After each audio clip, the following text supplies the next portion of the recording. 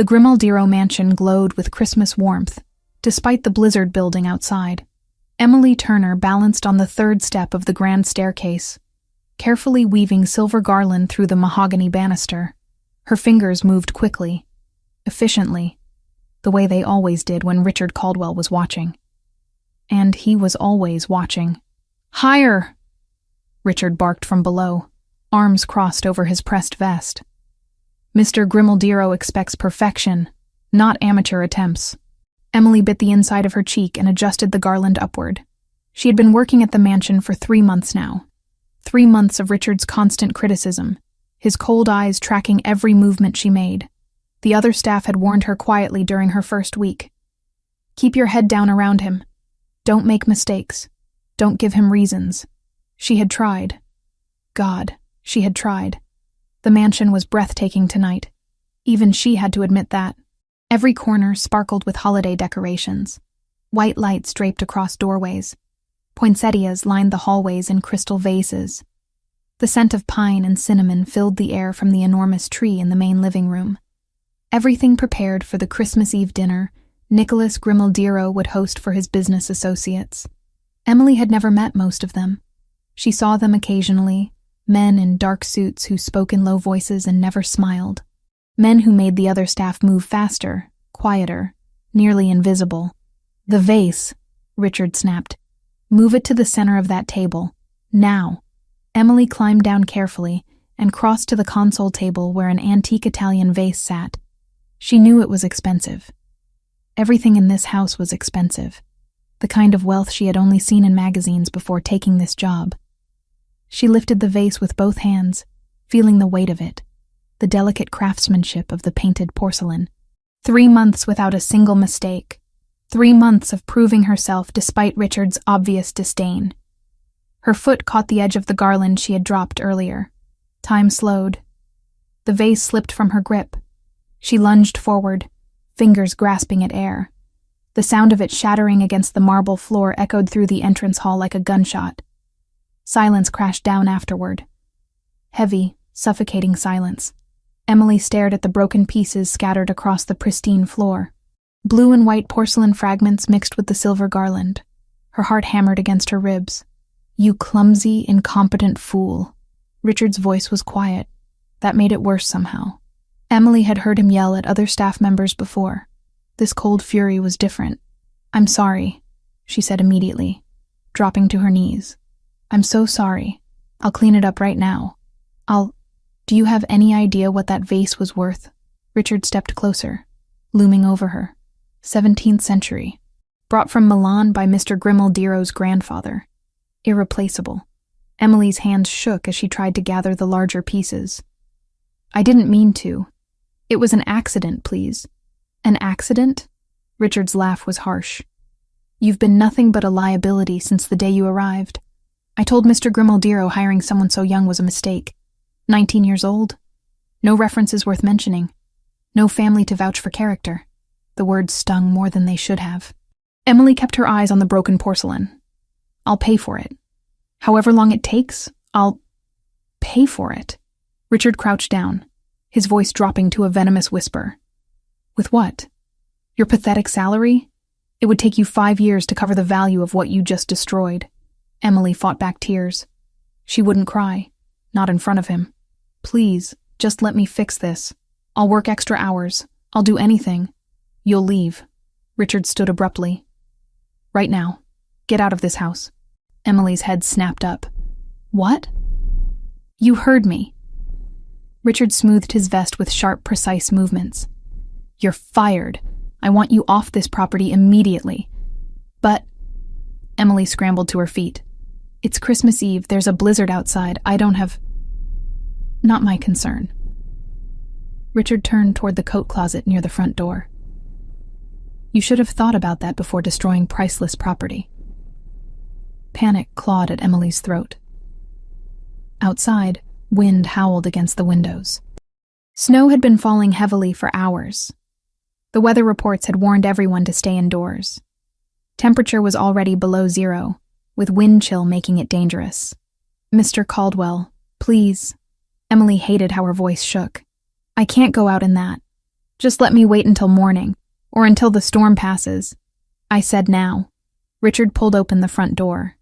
Arctic air blasted into the entrance hall. Snow swirled in, dusting the marble floor. Unless you'd prefer I call the police and report you for destruction of property. Emily's blood ran cold. She couldn't afford legal trouble. Couldn't afford anything, really. This job was all she had. No family to fall back on since her parents died 3 years ago. No savings worth mentioning after constantly moving between cheap apartments and cheaper jobs. Her voice cracked. My coat. At least let me get my coat from the staff room. You'll leave with what you're wearing.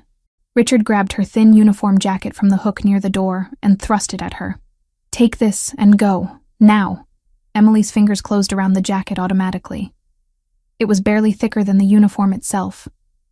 Nothing that would protect her from the storm raging outside. She looked past Richard through the open door. Visibility was nearly zero. White sheets of snow fell so thick she couldn't see past the front steps. Please, she tried one more time. I'm sorry about the vase. I'll do anything to make it right, but don't make me go out there. Richard's hand closed around her upper arm. His grip was hard enough to bruise. I'm done listening to excuses from staff who can't follow simple instructions. He pulled her toward the door. Emily tried to resist, but Richard was stronger, taller, using his body to force her out onto the front steps. The cold hit her like a physical blow. Wind tore at her hair, her thin uniform. Snow immediately soaked through her clothes. Don't come back, Richard said. Then he slammed the door shut. The lock clicked with terrible finality. Emily stood frozen on the front steps for several seconds, her mind refusing to process what just happened. Then survival instinct kicked in. She couldn't stay here. Couldn't bang on the door and beg. Richard had made his decision clear. The main gate. If she could reach the main gate at the end of the long driveway, maybe she could call someone. Maybe the guard station had a phone she could use. Emily pulled the thin jacket tighter around herself and stepped off the stairs into the snow. It came up past her ankles immediately. Her uniform shoes, meant for polished indoor floors, offered no protection. Cold seeped through within seconds. She started walking. Each step was harder than the last. The wind pushed against her, trying to force her back. Snow stung her face, got into her eyes, her mouth. She couldn't see more than a few feet ahead. How far to the gate? A quarter mile? Half mile? She had never walked it before. Always took the staff entrance near the back of the property. Her teeth started chattering. Her fingers went numb first, then her toes. She wrapped her arms around herself and kept walking. Kept putting one foot in front of the other because stopping meant freezing, and freezing meant dying. The driveway stretched endlessly ahead. Or maybe she was walking in circles. Everything looked the same through the curtain of white. Trees appeared like dark ghosts on either side. The wind howled louder, drowning out every other sound. Emily's legs began to feel heavy. Distant alarm bells rang in the back of her mind. Hypothermia. She had read about it once. Your body starts shutting down, redirecting blood to vital organs. Extremities go first. Then confusion sets in. Then you stop feeling cold at all, which is when you're really in trouble. She stumbled over something hidden beneath the snow. Her knees hit the ground hard. Pain shot up her legs but felt muted, far away. She tried to stand. Her legs wouldn't cooperate properly. Get up. Get up. Get up. Emily forced herself upright, using a nearby tree for support. The bark was rough under her numb fingers. She clung to it for a moment, trying to catch her breath, trying to figure out which direction to go. Movement was getting harder. Her body felt sluggish, unresponsive. She couldn't feel her feet anymore. Couldn't feel her hands. Just bone-deep cold that seemed to reach into her chest, squeezing her lungs. Maybe just rest for a minute. Just 1 minute. Emily sank down against the tree trunk. The snow beneath her was almost soft. Almost comfortable. Her eyes drifted closed. Inside the mansion, Nicholas Grimaldiero pushed through the front door at exactly 7:15.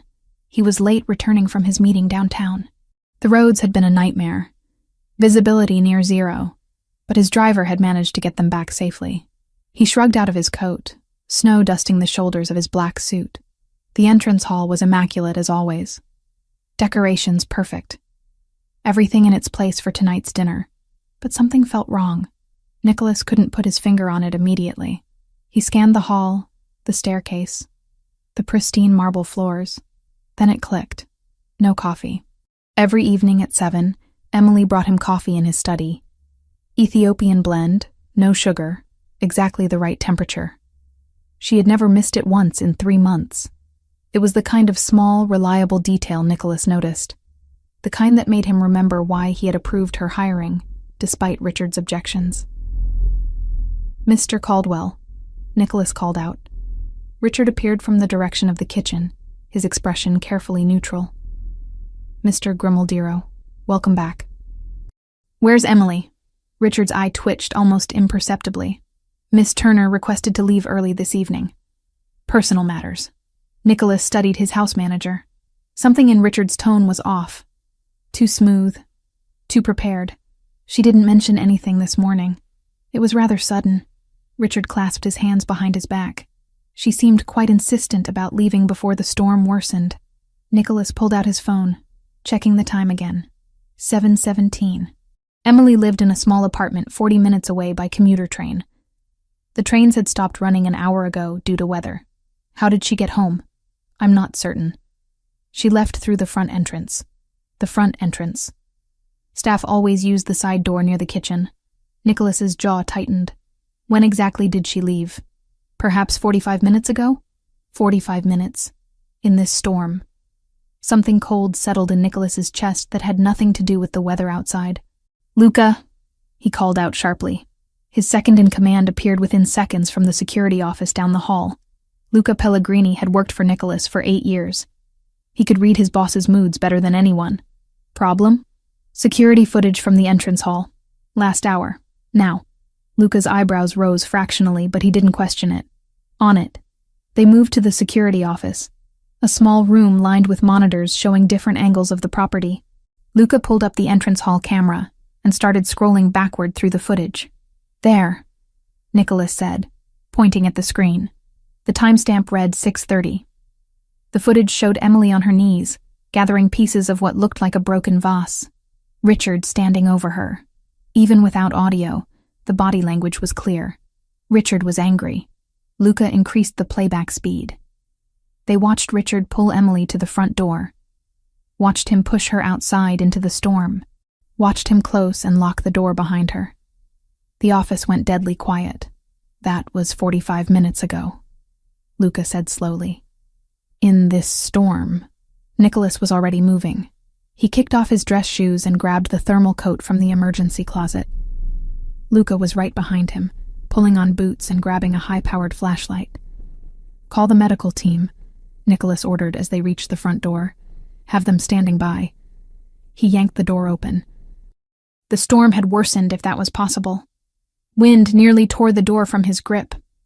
Snow swirled in thick waves, reducing visibility to almost nothing. "She would have headed for the gate," Luca shouted over the wind. They ran down the driveway, flashlight beam cutting through the white darkness. Nicholas's heart pounded against his ribs. 45 minutes. In this temperature, with inadequate clothing, she could already be dead. No, he refused to accept that. Emily was strong, resilient. He had seen it in the way she handled Richard's constant criticism without complaint, the way she worked efficiently without cutting corners, the way she smiled at other staff members even when exhausted, the way her blue eyes had met his on her first day, clear and direct. When she thanked him for the job opportunity, most people couldn't hold his gaze. She had. There. Luca's voice cut through his thoughts.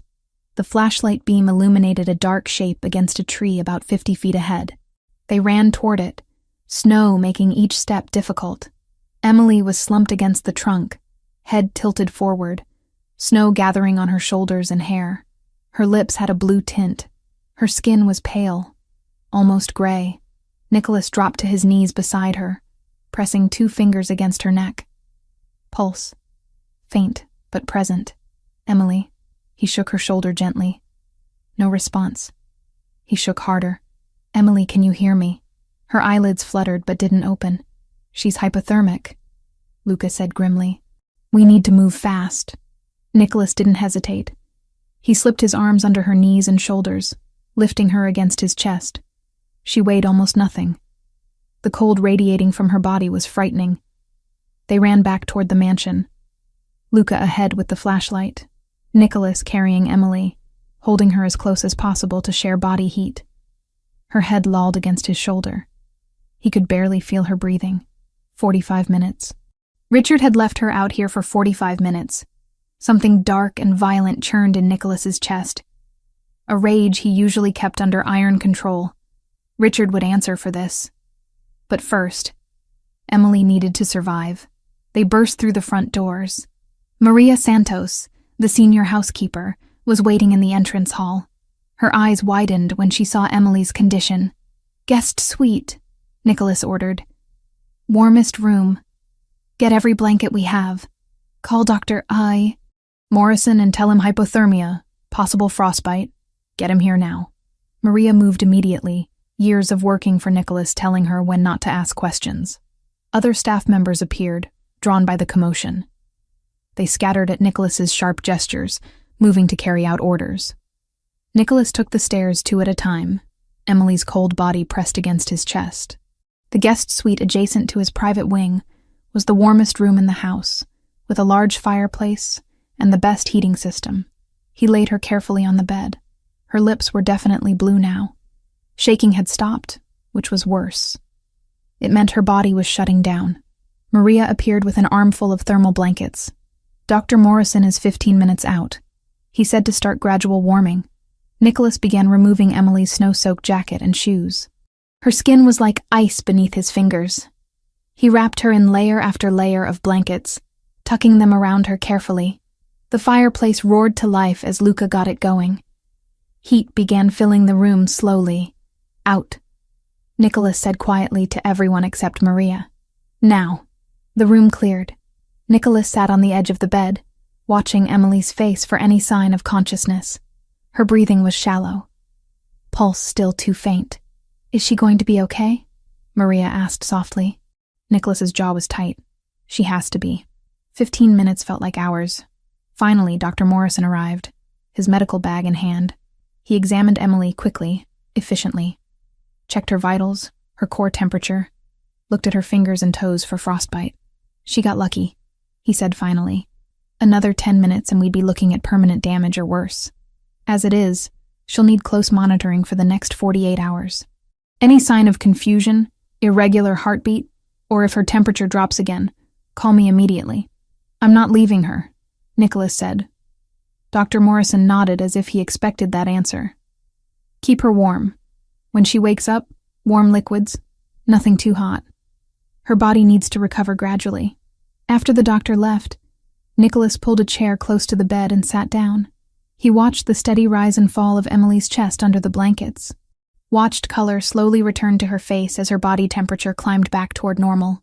Downstairs, he knew Richard was still in the house, still going about his duties as if nothing had happened, as if he hadn't left a 19-year-old girl to freeze to death over a broken vase. Nicholas pulled out his phone and sent a single text to Luca. "Gather all staff in the main hall. Now." It was time for Richard Caldwell to learn exactly who he worked for, and what happened to people who harmed those under Nicholas Grimaldiro's protection. Emily's consciousness returned in fragments.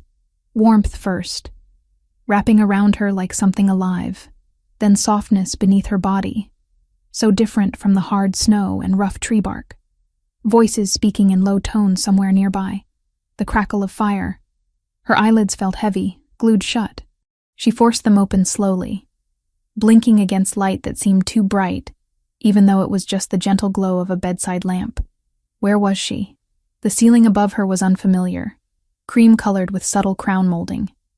Not her tiny apartment ceiling with its water stains and peeling paint, not the staff quarters at the mansion either, which she had only seen once during orientation. Emily turned her head carefully. The movement sent a dull ache through her temples. She was in a bedroom that looked like something from a magazine. High ceilings, elegant furniture, a fireplace with actual flames dancing behind an ornate screen. Floor-to-ceiling windows showed the storm still raging outside, but here inside it felt impossibly warm and safe. "You're awake," The voice came from her left. Emily's heart stuttered as she turned to find Nicholas Grimaldiro sitting in a chair pulled close to the bed. He leaned forward, elbows on his knees, dark eyes studying her face with an intensity that made her breath catch. She had never been this close to him before. Had seen him from a distance, serving coffee or straightening rooms as he passed through. He was always impeccably dressed, always moving with purpose, always surrounded by an aura of controlled power that made the other staff step aside automatically. Now he looked different. His black hair was disheveled, falling across his forehead. His white shirt was unbuttoned at the collar, sleeves rolled up to his elbows. There was snow melted into dark patches on his shoulders and pants. His dress shoes sat abandoned near the door, replaced by nothing. He had run outside in his socks. For her. The realization hit Emily like a physical blow. He had come looking for her, had carried her inside, had saved her life. Mr. Grimaldiro, she croaked. Her throat felt raw, voice barely working. Don't. He held up one hand, stopping her mid-sentence. Don't apologize. Don't explain. Just tell me how you feel. Emily took inventory of her body. Everything ached in a distant, muted way. Her fingers and toes tingled painfully as circulation returned. But she was alive, warm, safe, cold, she admitted. But better. What happened? Nicholas's expression darkened, jaw tightening visibly. You were outside for approximately 45 minutes in below-zero temperatures. Dr. Morrison says you're lucky. Early-stage hypothermia. Another 10 minutes and we would be having a very different conversation. The memories came flooding back. The broken vase. Richard's fury. Being pushed out into the storm. Walking through endless snow until her body stopped cooperating. The tree where everything went dark. The vase. Emily started, trying to sit up. I'm so sorry. I didn't mean to. Stop. Nicholas stood abruptly, moving to the side of the bed. He placed one hand on her shoulder, gently but firmly pressing her back against the pillows. Listen to me very carefully, Emily. That vase was an object. Expensive, yes. Old, yes. Irreplaceable in terms of identical replacement, yes. But it was still just an object made of porcelain and paint. His hand remained on her shoulder, warm through the layers of blankets. Emily could feel the controlled strength in his grip, the tension radiating from him. You are a person, Nicholas continued, voice dropping lower. A human being with thoughts and feelings, and a life ahead of you. Objects can be valued. People cannot be replaced. Do you understand the difference? Emily nodded, not trusting her voice. Something hot pressed behind her eyes. When was the last time someone had said something like that to her? When was the last time anyone had made her feel like her life mattered more than the inconvenience she might cause? Richard Caldwell had no right to do what he did, Nicholas said. Each word came out precise, controlled, barely containing the fury beneath. No right to put your life in danger over a broken vase. No right to force you outside in a blizzard. No right to refuse you basic safety. He was angry, Emily whispered. I destroyed something valuable. I don't care if you had smashed every piece of porcelain in this house. Nicholas's hand tightened fractionally on her shoulder. Nothing, absolutely nothing, justifies what he did. Emily stared up at him, seeing something in his face she didn't quite understand. Something fierce and protective that seemed disproportionate to her position as a maid who had only worked there 3 months. But she didn't question it, couldn't question it. She was too tired, too overwhelmed, too grateful to be alive. Thank you, she said softly, for coming after me, for saving my life. Something flickered across Nicholas's expression. His hand slowly released her shoulder, fingers trailing down her arm for just a second before he stepped back. You need to rest. Dr. Morrison wants you monitored for 48 hours. You'll stay in this room where it's warm. Maria will check on you regularly. This room? Emily glanced around again, taking in the luxury surrounding her. This isn't the staff quarters. No, this is the guest suite adjacent to my private wing.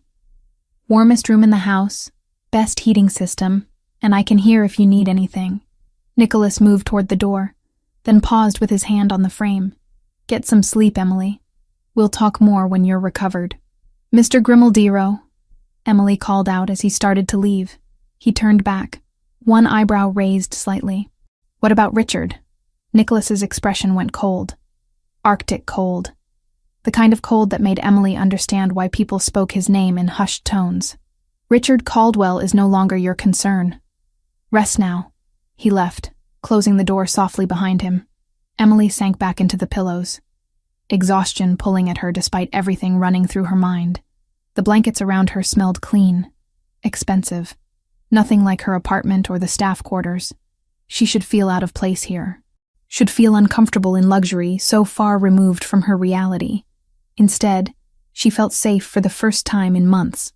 Downstairs, Nicholas descended the main staircase with measured steps. His rage had been building for the past hour, held under tight control while Emily needed him calm. Now that she was stable, now that Dr. Morrison had confirmed she would recover fully, that control was fraying. The main hall was full. Every member of the household staff stood assembled, from the kitchen workers to the security team to the cleaning crew. They lined the walls, standing at attention, sensing something significant was about to happen. Luca stood near the front, arms crossed, face impassive. Maria was there too, hands folded in front of her, eyes worried. And in the center of it all, Richard Caldwell stood alone. His earlier composure had cracked around the edges.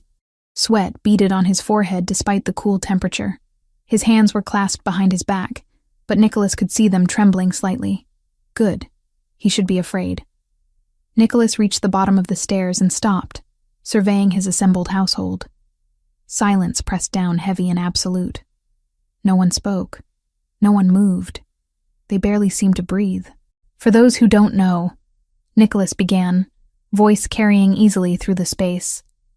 Emily Turner was found outside on the property approximately an hour ago.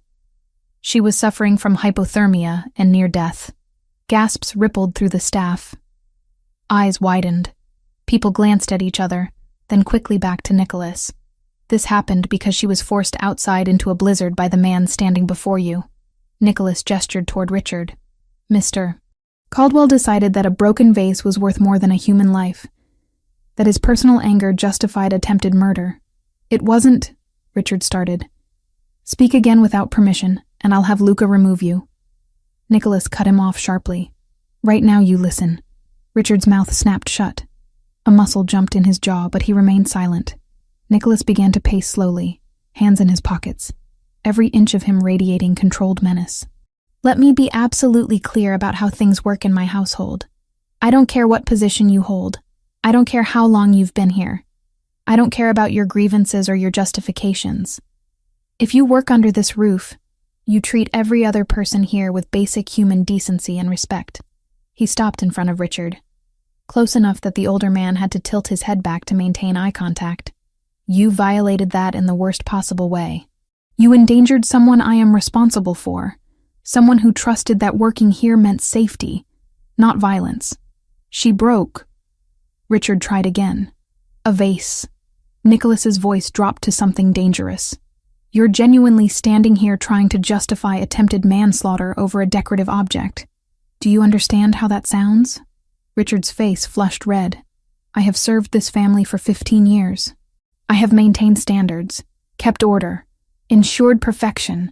You've been a tyrant who confused fear with respect, Nicholas interrupted. I've heard the stories, Richard.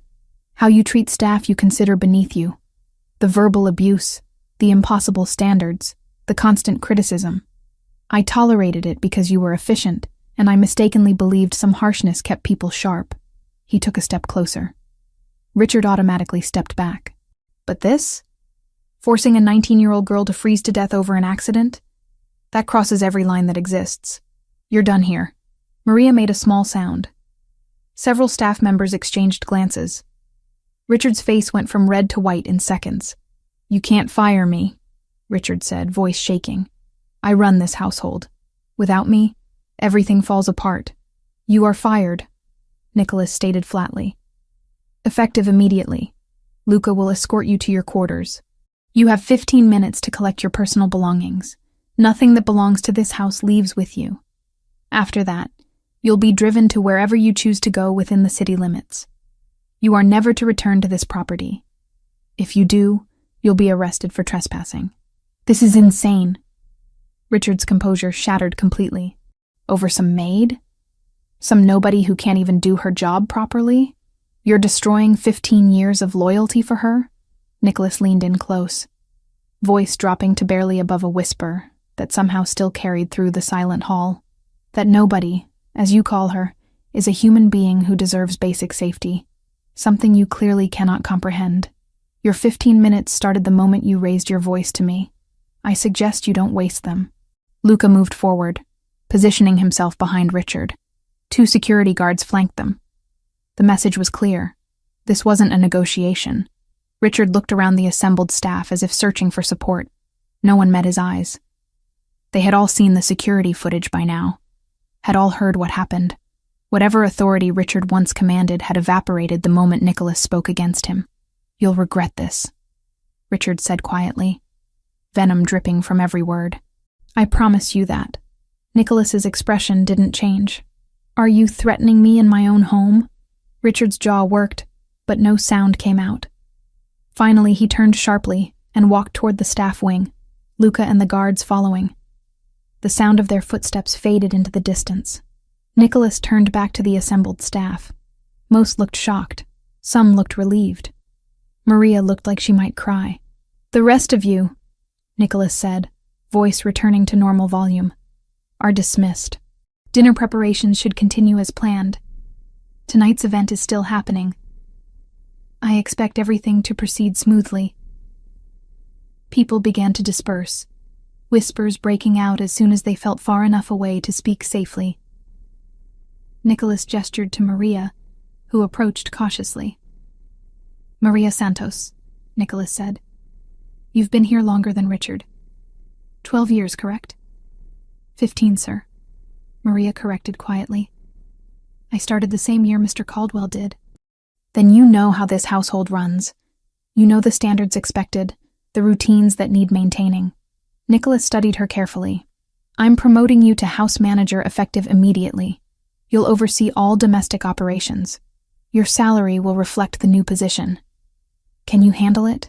Maria's eyes widened. Yes, sir. Of course. But Emily, is she? She'll recover fully, Nicholas said. Dr. Morrison confirmed it. But she'll need care over the next few days. I'm trusting you to check on her regularly. Make sure she has everything she needs. Absolutely. Maria's expression softened. That poor girl. What she must have gone through. Make sure the other staff know she's under my direct protection now, Nicholas added. Anyone who treats her poorly will answer to me personally. Maria nodded, understanding the weight behind those words. I'll make sure everyone knows, sir. After Maria left to begin her new duties, Nicholas stood alone in the entrance hall. The broken vase had been cleaned up at some point, every fragment removed, floor polished until no evidence remained, as if it had never existed. But Emily had existed, had nearly died, had been saved by minutes. Nicholas looked toward the staircase leading to the guest wing. She would be sleeping now, warmth and safety surrounding her. Tomorrow she would wake more stable, warm, coherent, and stubborn as ever. Would probably try to apologize again for something that wasn't her fault. Would probably offer to leave when she was strong enough. He wouldn't let her. Couldn't let her. Not until he was absolutely certain she was safe and recovered. Not until he understood this protective instinct that had driven him out into a blizzard for someone who was supposed to be just another employee. Nicholas climbed the stairs slowly, stopping outside the guest suite. He opened the door quietly, just enough to look inside. Emily was asleep, her face peaceful in the warm glow of the fireplace. Color had returned to her cheeks. Her breathing was steady and strong. She had smiled at him earlier, just before he left. A small, genuine smile despite everything she had been through. Had reached out and touched his hand briefly. A gesture of pure gratitude with no expectations attached. Something had shifted in that moment. Something Nicholas couldn't quite name but felt acutely.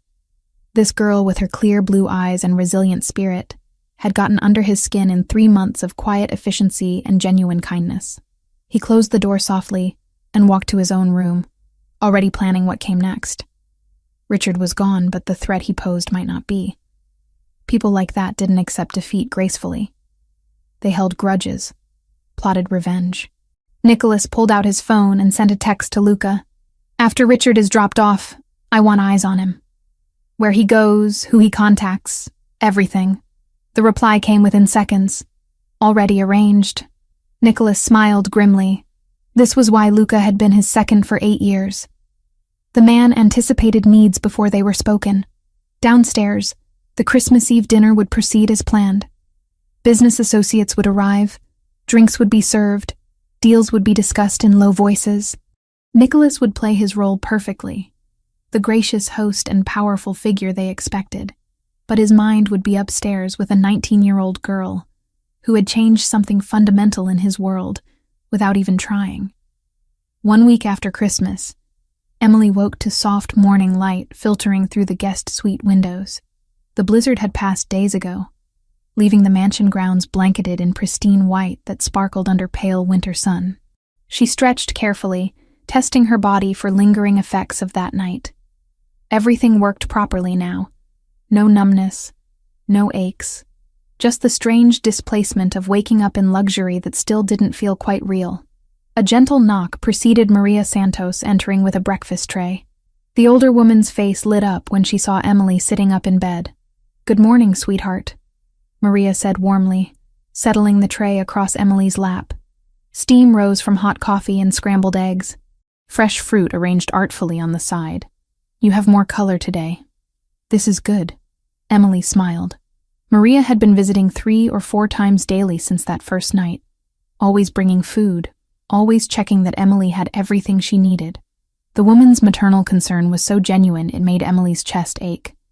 She hadn't experienced that kind of care since her own mother died.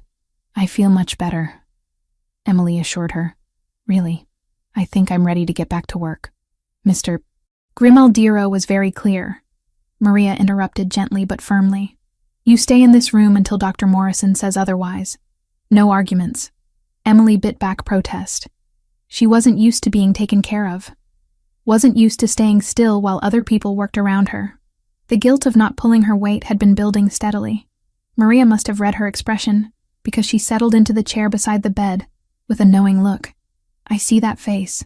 Stop feeling guilty for needing rest after nearly freezing to death. But everyone else is working and I'm just recovering," Maria finished. "Like you should be. Besides, Mr. Grimaldiro has been very specific about your care.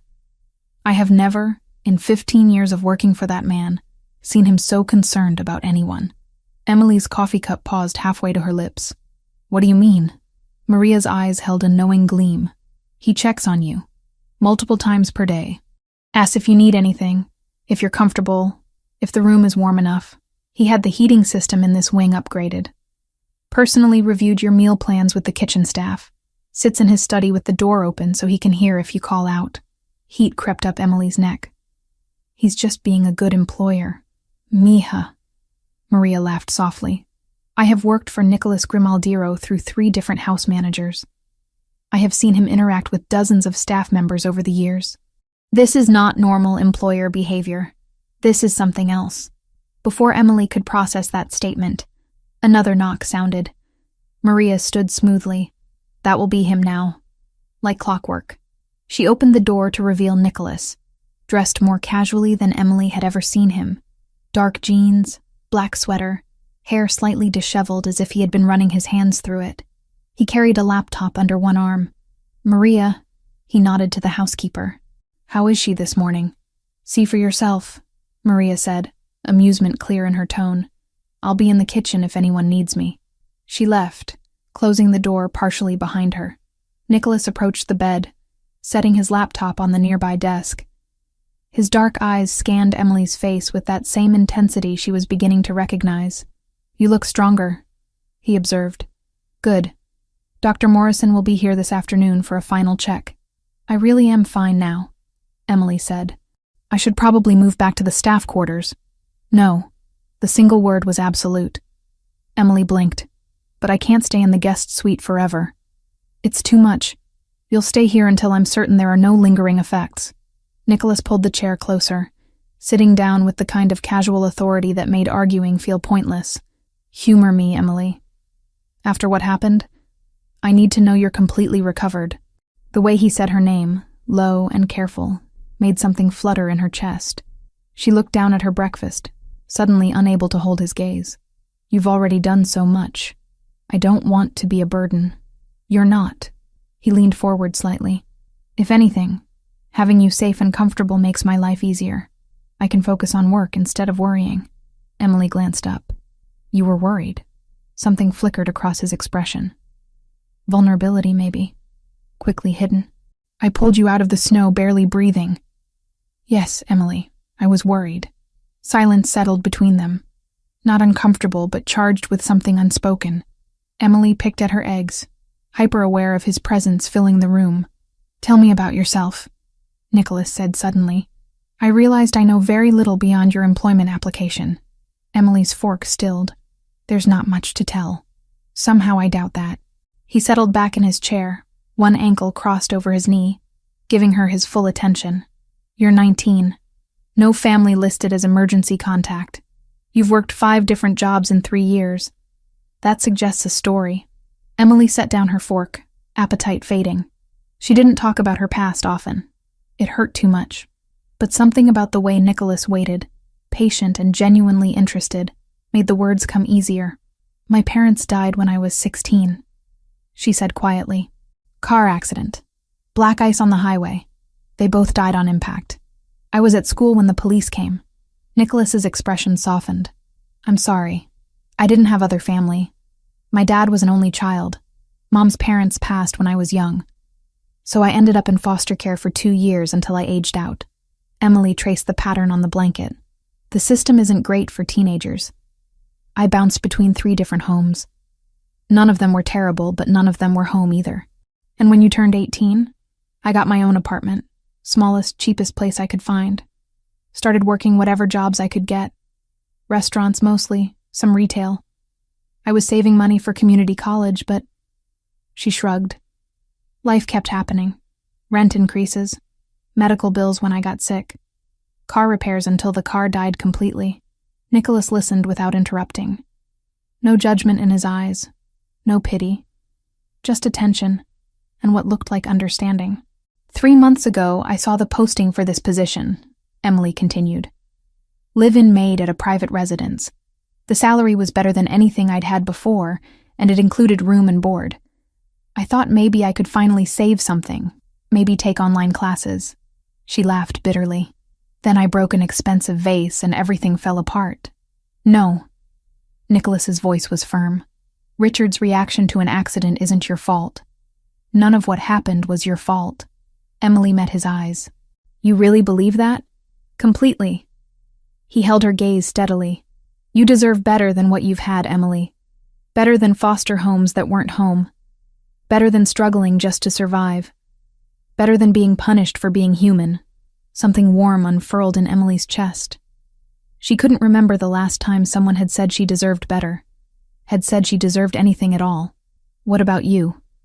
She asked, needing to shift focus away from the emotion building in her throat. Maria mentioned you lost your mother young, too. Nicholas's jaw tightened fractionally. He was quiet for so long Emily thought he wouldn't answer. Then he spoke, voice lower than before. Cancer. I was 15. She fought for 2 years, but it was aggressive. He stared toward the window, seeing something Emily couldn't. My father threw himself into work afterward. He was already distant, but after she died, he became absent completely. I raised myself from 15 onward. I'm sorry, Emily said softly. That must have been lonely. It was. He turned back to her. But it taught me to be self-sufficient.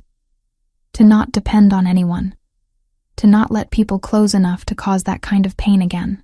The confession hung between them, vulnerable and raw. Emily understood that instinct. Had felt it herself after her parents died. The urge to stay isolated, stay protected, stay numb. Is that why you live here alone? She asked. In this big house with staff but no actual family? Nicholas's lips curved into something that wasn't quite a smile. Perceptive question. You don't have to answer. Yes, he said simply. It's easier this way. I control my environment. I don't get attached. I don't risk losing anyone who matters. Emily set her breakfast tray aside, turning to face him fully. That sounds exhausting. Always keeping everyone at a distance. It is. His dark eyes locked with hers. Most days. The air between them felt thick, charged. Emily's pulse quickened. She should look away. Should change the subject. Should maintain the professional distance that made sense given their respective positions. She didn't. Nicholas stood abruptly, the moment breaking. I should let you eat. I have work to catch up on. You don't have to leave, Emily said before she could stop herself. He paused, looking back at her. No?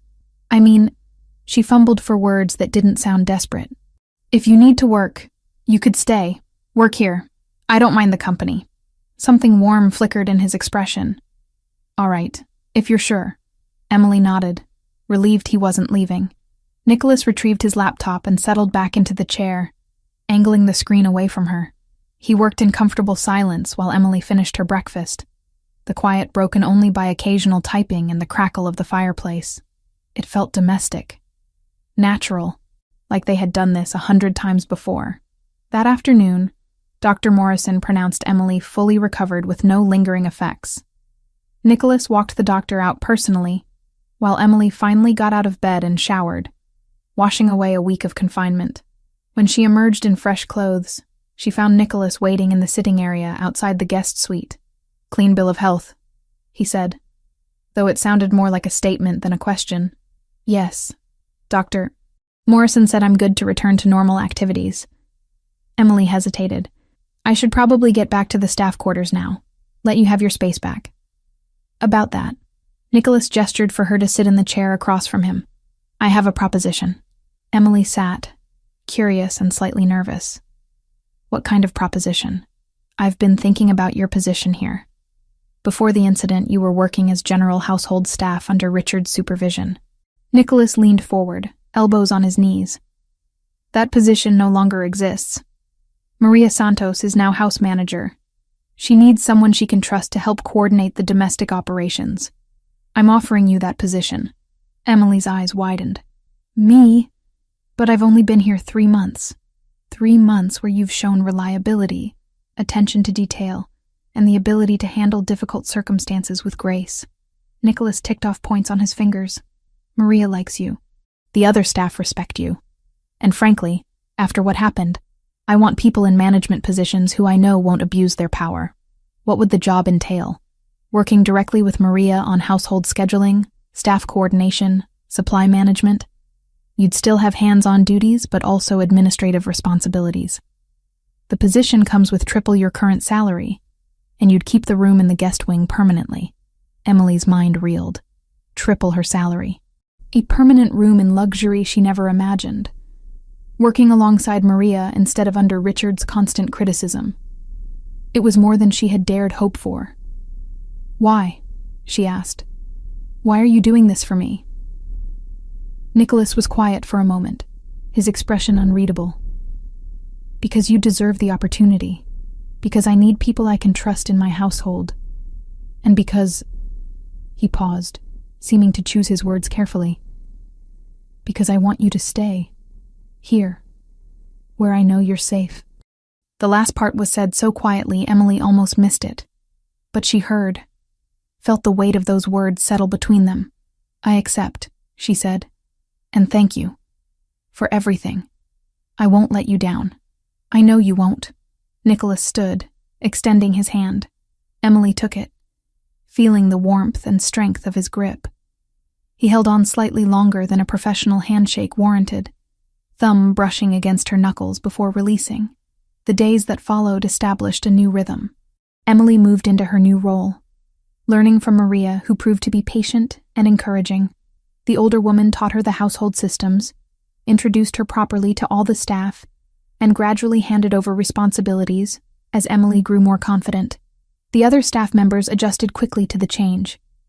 Some because they genuinely liked Emily, others because they recognized Nicholas's clear favor toward her and knew better than to cause problems. Word had spread about Richard's firing, about why it happened, about the security footage that showed everything. No one wanted to risk similar consequences. Emily noticed Nicholas spending more time at the mansion. He had meetings in his study instead of going downtown. Worked from the library instead of his office building. He joined breakfast most mornings, their conversations ranging from current events to books they had read to childhood memories that were easier to share now. She also noticed increased security, more guards patrolling the grounds, new cameras installed in previously unmonitored areas, additional checkpoints at the gates. When she asked Maria about it, the older woman just said that Mr. Grimaldiro took safety seriously, especially in winter when break-ins increased. Emily didn't push. She trusted Nicholas's judgment. If he felt additional security was necessary, she believed he had good reasons. What she didn't know was that in a small apartment across the city, Richard Caldwell sat surrounded by papers and photographs, planning his revenge, or that he had made contact with Alessandro Bianchi, head of the 'Ndrangheta organization that controlled half the ports Nicholas's businesses relied on, or that detailed floor plans of the mansion were currently being studied by men who specialized in making problems disappear. In his study, Nicholas reviewed reports from Luca about Richard's movements, every meeting tracked, every phone call recorded, every contact analyzed. The picture forming was dangerous. Richard wasn't just angry. He was actively working with Nicholas's enemies, feeding them information, helping them plan something big. Nicholas made subtle preparations, reinforced security, briefed his most trusted people, put emergency protocols in place. But he kept Emily insulated from it all. She had been through enough. Deserved to feel safe and settled in her new position. Deserved to smile without fear shadowing her eyes. He watched her now through his study window, crossing the snow-covered courtyard with Maria, both women laughing about something. Emily's blue eyes sparkled in the winter sun. Her cheeks flushed pink from cold. She looked happy, healthy, alive. Something fierce and protective surged through Nicholas's chest. Whatever Richard and Bianchi were planning, they wouldn't touch her. He would burn the entire city down before he let anyone hurt Emily Turner again. Luca appeared in the doorway. "Boss, we've got confirmation. Bianchi's men were seen at 3 different locations surveilling your routes. They're planning something." Nicholas turned from the window, his expression going cold and hard. "Double the perimeter security. I want eyes on every approach to this property." "And Luca?" "Yeah, boss. Emily is priority 1. If anything happens, she gets to the safe room first. Everything else is secondary." Luca nodded, unsurprised. "Understood." After his second left, Nicholas returned to the window. Emily had gone inside, but he could still see her smile in his mind, could still hear her laugh, could still feel the way his world had shifted the moment he pulled her from the snow. He had spent years keeping people at a distance, years building walls that nothing could penetrate. Then a 19-year-old girl with clear blue eyes and a resilient spirit had walked into his life and changed everything without even trying. The irony wasn't lost on him. He had saved her life that night in the blizzard, but somehow, in the process, she had started saving his too. The final days of January brought attention to the Grimaldiro mansion that Emily couldn't quite name, but definitely felt. It started subtly. An extra guard stationed near the kitchen entrance who hadn't been there before. Cameras being adjusted by technicians who moved through hallways with quiet efficiency. Luca Pellegrini appearing more frequently, always in low conversation with Nicholas. Both men wearing expressions that suggested the discussions weren't pleasant. Emily noticed, but didn't ask. She had learned quickly in her new position that Nicholas's world operated on information shared only when necessary. Maria had explained it gently one afternoon while they reviewed supply orders together. "Mr. Grimaldiro handles dangerous things," the older woman had said, measuring her words carefully. "Business that most people don't understand and shouldn't need to. Sometimes that danger gets close to home. But in 15 years, he has never let anyone under his roof be hurt. Never." The reassurance had helped then. Now, watching another security team install reinforced locks on the exterior doors, Emily wondered what specifically had prompted this level of precaution. She was in the library cataloging books that afternoon when Nicholas appeared in the doorway. He looked different from the composed man she usually saw. His black shirt was wrinkled, sleeves rolled up messily. Dark circles shadowed his eyes. Hair disheveled like he had been pulling at it repeatedly. "Emily?" His voice came out rougher than usual. "Have you seen Luca? He was in the security office about 20 minutes ago," she said, setting down her tablet. "Is everything okay?" Nicholas's jaw tightened. "Fine. Just busy." He turned to leave, but Emily caught the exhaustion in his shoulders, the tension radiating from every line of his body. This wasn't fine. This was a man carrying weight that was crushing him slowly. "Mr. Grimaldiro," she called out. He paused but didn't turn back. "Nicholas." That made him turn. She rarely used his first name, saving it for moments that felt important. This felt important. "You look like you haven't slept in days," Emily said gently. "When was the last time you ate something?" "I don't remember." He rubbed his face with one hand. "Yesterday, maybe." Emily stood, making a decision. "Come with me." "Emily, I have work." 5 minutes, she interrupted. "You can spare 5 minutes." She didn't wait for agreement, just walked past him toward the kitchen. After a moment, she heard his footsteps following. The kitchen was empty, the evening staff not due to arrive for another hour. Emily moved efficiently, preparing coffee the way she had learned he preferred. Strong, dark, no sugar. She added a plate of the small sandwiches the cook had prepared earlier, knowing Nicholas would protest a full meal, but might accept something small. "Sit," she said, gesturing to the small table in the corner where staff usually took breaks. Nicholas hesitated, then complied. He watched her move around the kitchen with an expression she couldn't quite read. When she set the coffee and plate in front of him, his fingers brushed hers briefly. The contact sent warmth up her arm. "Thank you," he said quietly. Emily poured herself coffee and sat across from him. They were quiet for several minutes while Nicholas drank and ate mechanically, like his body needed the fuel but his mind was elsewhere completely. "Whatever's happening," Emily said carefully. "You don't have to handle it alone." Nicholas's dark eyes lifted to meet hers. "You don't know what you're saying. Then explain it to me." "I can't." He set down his coffee cup harder than intended. "This isn't your world, Emily. These aren't your problems. They are if they're affecting you like this." She leaned forward slightly. "I'm not asking you to tell me business details or anything confidential. But I can see you're carrying something heavy. Sometimes just talking helps." Nicholas studied her face for a long moment. Whatever he saw there made something in his expression soften fractionally. He was quiet for so long, Emily thought he wouldn't respond. Then he spoke, voice low and controlled. "Richard Caldwell hasn't disappeared quietly." Emily's stomach dropped. "What do you mean?" "He's been meeting with people. People who have reasons to want me weakened or eliminated. People who control territories my businesses operate in." Nicholas's fingers tightened around his coffee cup. "He's been giving them information. Floor plans of this house, security schedules, routines, everything they would need to plan an attack." The blood drained from Emily's face. "An attack? Here? We've detected surveillance on multiple approaches to the property. Wiretaps picked up conversations suggesting something is being planned." Nicholas's jaw flexed. "I've reinforced security, brought in additional teams, put countermeasures in place. But the threat is real." Emily absorbed this, her mind racing. Richard wanted revenge badly enough to align with Nicholas's enemies, to potentially put everyone in the mansion at risk. "Does Maria know? The other staff?" "Maria knows enough to be careful. The others just know we're increasing security for winter months. No need to cause panic."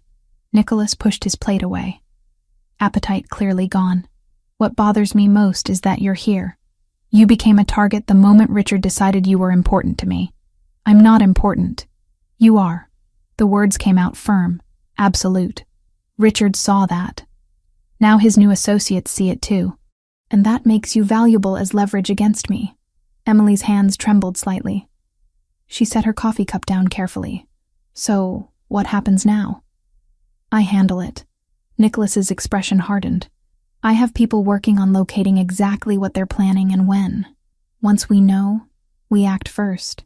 Eliminate the threat before it materializes. That sounds dangerous. It's necessary. He stood, pacing to the window that overlooked the snowy grounds. This is what I do, Emily. Threats emerge. I neutralize them. It's how I've survived this long in my world. Emily watched him, seeing the tension in his shoulders, the way his hands curled into fists at his sides. This man who seemed so unshakable, so completely in control, was barely holding it together right now. The weight of protecting everyone under his roof, of making decisions that might mean life or death, of existing in a world where violence was currency. She stood and crossed to him slowly. You don't have to do it alone, though. Yes, I do. He didn't look at her. That's the price of this life. Isolation, distance, making choices no one else should have to make. That's not true. Emily stopped beside him, close enough that she could feel the heat radiating from his body. You have Luca. You have Maria. You have people who are loyal to you. They work for me. That's different from... He cut himself off. Different from what? Nicholas finally turned to face her. Up close, she could see the exhaustion etched into his features, the worry lines around his eyes, the tightness in his jaw. Different from caring about someone in a way that makes their safety matter more than strategic advantage. The confession hung between them, raw and vulnerable. Emily's breath caught. She had known, on some level, that whatever existed between them had shifted beyond employer and employee, had felt it in the way he looked at her, the way he made sure she was comfortable, the way he had run into a blizzard to save her life. But hearing him acknowledge it out loud made it real in a way that was both thrilling and terrifying. Nicholas, she said softly, I could have left after what happened with Richard. Could have taken the settlement money I'm sure you would have offered and disappeared to start over somewhere else. No one would have blamed me. But you didn't. No, because I chose to stay. She took a small step closer. I chose to accept this position knowing your world is complicated and sometimes dangerous. I chose to trust that you would keep me safe. And I chose all of that because... She paused, heart hammering. This was crossing a line they had both been carefully dancing around for weeks. Once said, it couldn't be taken back. Because I trust you completely, she finished. Not as my employer. Not as the person who saved my life, but as someone I genuinely care about. Someone whose well-being matters to me. Someone I don't regret being near, even knowing the risks. Nicholas stared at her, something breaking open in his expression. You should regret it. You should run as far from me as possible. My life destroys good things, Emily. It corrupts them. I've seen it happen over and over. Then maybe I'm not as good as you think. Emily reached up slowly, giving him time to move away. When he didn't, she placed her palm against his cheek. His skin was warm, rough with stubble he hadn't taken time to shave. Maybe I'm someone who sees past the danger to the person underneath. Someone who knows you're carrying impossible weight and wants to help carry some of it, even if just for a few minutes. Nicholas's eyes closed. He leaned into her touch, just slightly, like a man starving for connection he had denied himself too long. His hand came up to cover hers, pressing it more firmly against his face. You're making this very difficult, he said, voice barely above a whisper. Making what difficult? Keeping distance. Staying rational. His eyes opened, pinning her with an intensity that made her knees weak. You have no idea what you do to me. How hard it is to maintain control when you look at me like that. Like what? Like I'm not a monster. His thumb stroked across her knuckles. Like you see something worth caring about instead of something to fear. Emily's other hand rose to his chest, feeling his heartbeat thundering beneath her palm. You're not a monster, Nicholas. You're a man trying to protect the people in your life. There's nothing monstrous about that. You don't know what I've done. The decisions I've made. The blood on my hands. I know you ran into a blizzard in your socks to save someone who was just supposed to be your maid. I know you fired a man who had worked for you for 15 years because he endangered me. I know you check on me multiple times a day, even though you're drowning in other responsibilities. That's what I know. Nicholas's grip on her hand tightened. He was wavering. She could see it. The careful control he always maintained cracking under the weight of exhaustion and stress, and the connection humming between them. Emily, he breathed, if I This will complicate everything. I know. You could get hurt. Not just physically, but emotionally. My world doesn't allow for normal relationships, for simple happiness. I know that too. She moved closer still, until barely any space remained between them. I'm not asking for normal, Nicholas. I'm just asking to be here. With you, however that looks. His free hand rose to her waist, pulling her against him fully. Emily's breath hitched. This close, she could see the flecks of gold in his dark eyes, could feel the tension vibrating through his powerful frame, could smell the scent of him mixing with coffee, and something uniquely his own. You deserve better than what I can offer, he said, but his hold on her didn't loosen. You deserve someone who can take you to normal places, who can promise you safety and stability, who doesn't have enemies planning attacks on his home. Stop telling me what I deserve. Emily's voice came out stronger than she felt. Let me decide that for myself. And right now, what I want is to be exactly where I am. Here, with you. Nicholas made a sound low in his throat, something between frustration and surrender.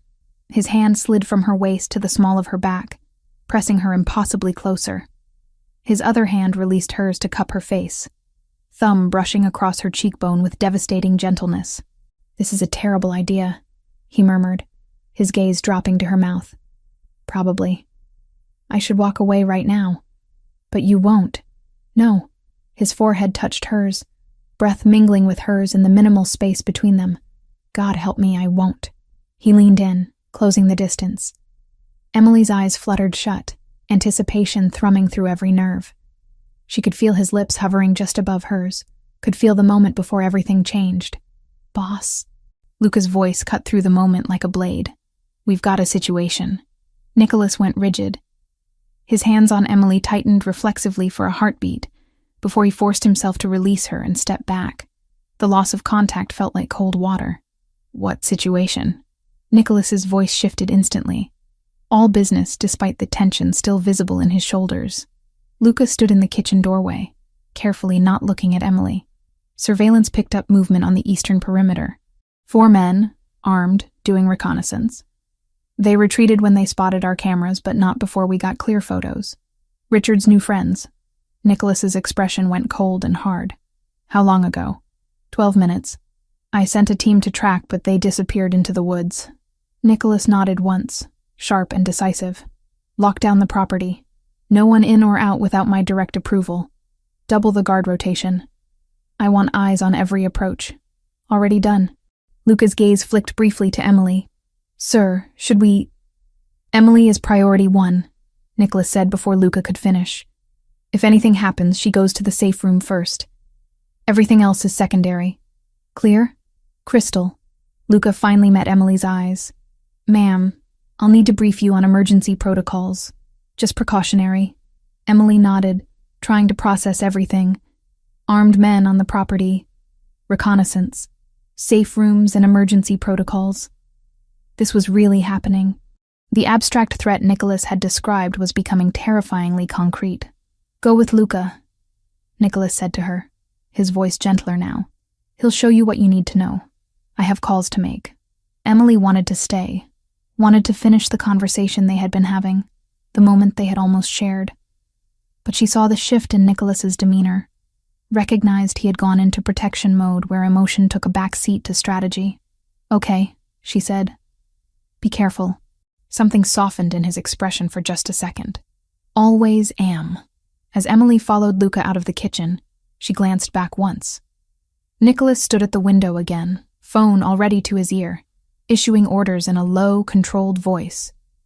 He looked every inch the powerful figure people whispered about in hushed tones. Dangerous. Ruthless. Untouchable.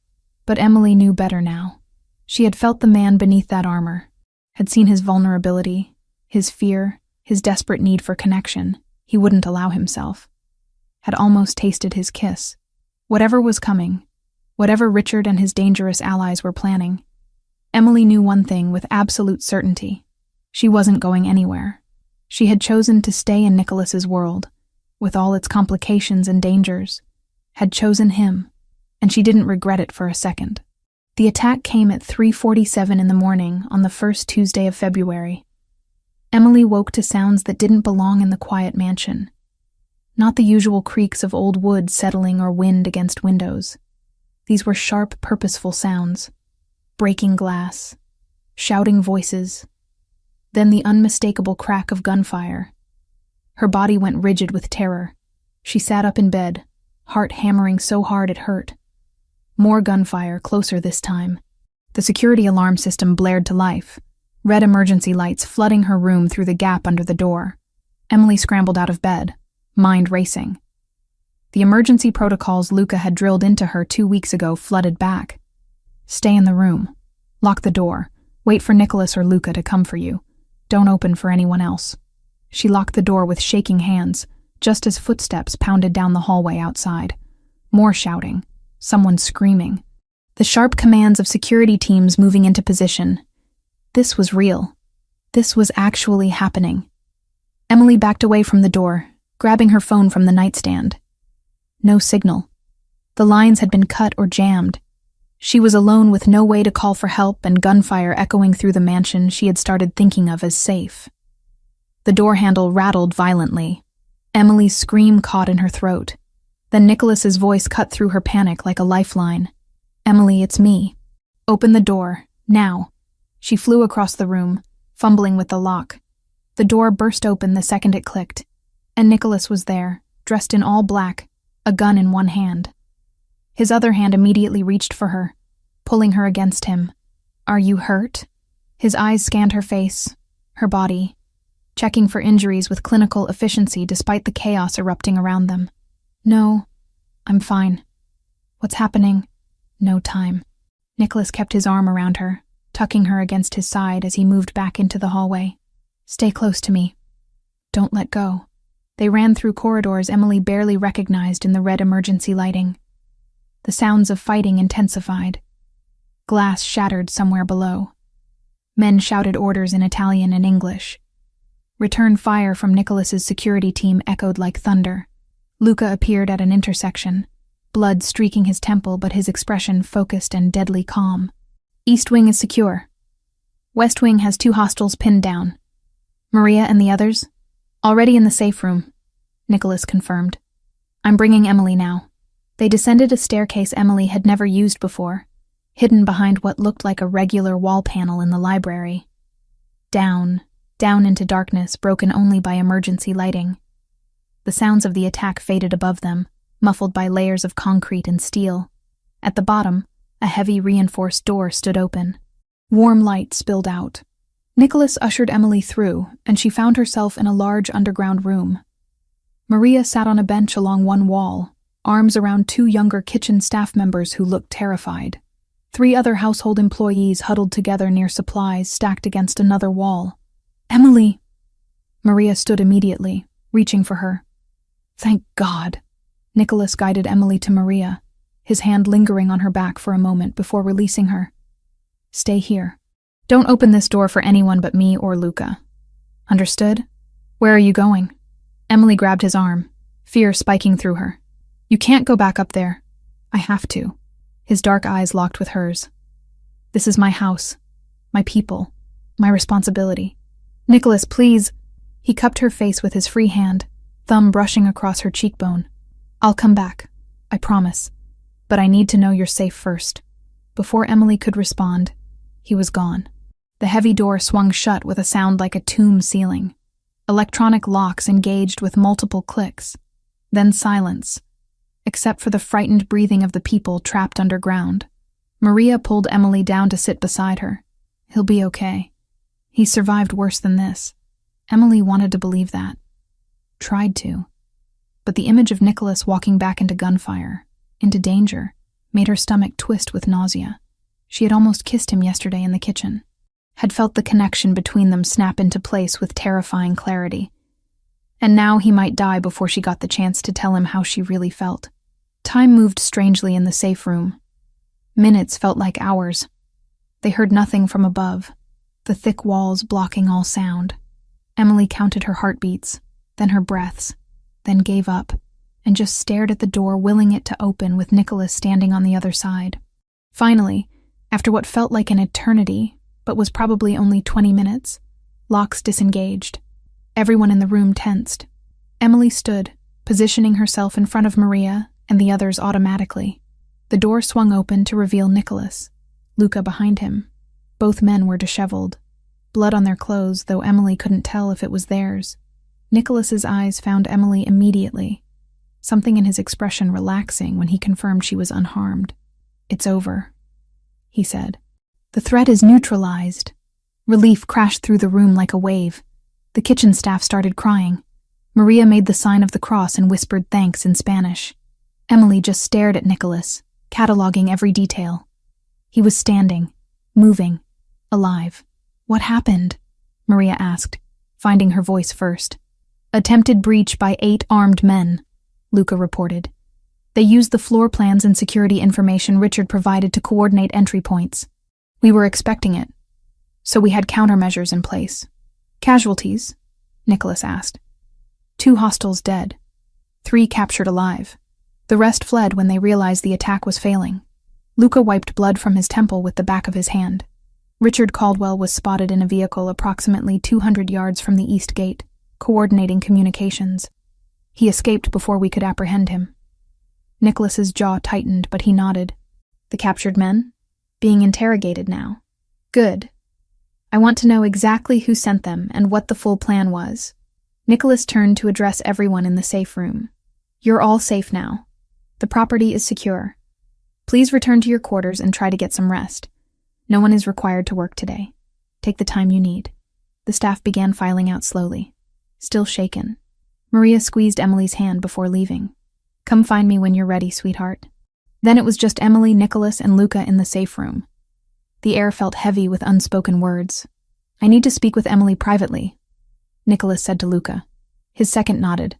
"I'll be coordinating cleanup and reinforcing the perimeter. Call if you need anything, boss." After Luca left, silence stretched between them. Nicholas moved closer, his eyes never leaving Emily's face. "You're really okay?" he asked quietly. "Not hurt? Not in shock?" "I'm okay." Emily's voice shook despite her best efforts. "Scared, but okay." Nicholas reached out slowly, giving her time to move away. When she didn't, he pulled her into his arms. Emily went willingly, pressing her face against his chest, feeling his heart beating strong and steady against her cheek. His arms wrapped around her tightly, one hand cradling the back of her head. They stood like that for long moments, neither speaking. Emily breathed him in, let herself feel safe in his embrace. Let the terror of the past hour slowly drain away. "I was so scared," she whispered against his shirt. "When you left. When I didn't know if you were okay."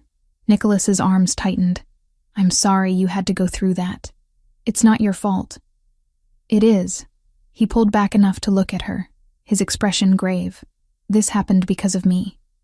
Because of my world. My enemies. My choices. And you were put in danger because Richard identified you as someone I..." He stopped, jaw working. "Someone you what?" "Someone I care about." The admission came out rough, like he was dragging it from somewhere deep. The interrogation of the captured men confirmed what I suspected. This wasn't just an attack on my property or my business. They had specific orders regarding you. Emily's blood went cold. "What kind of orders?"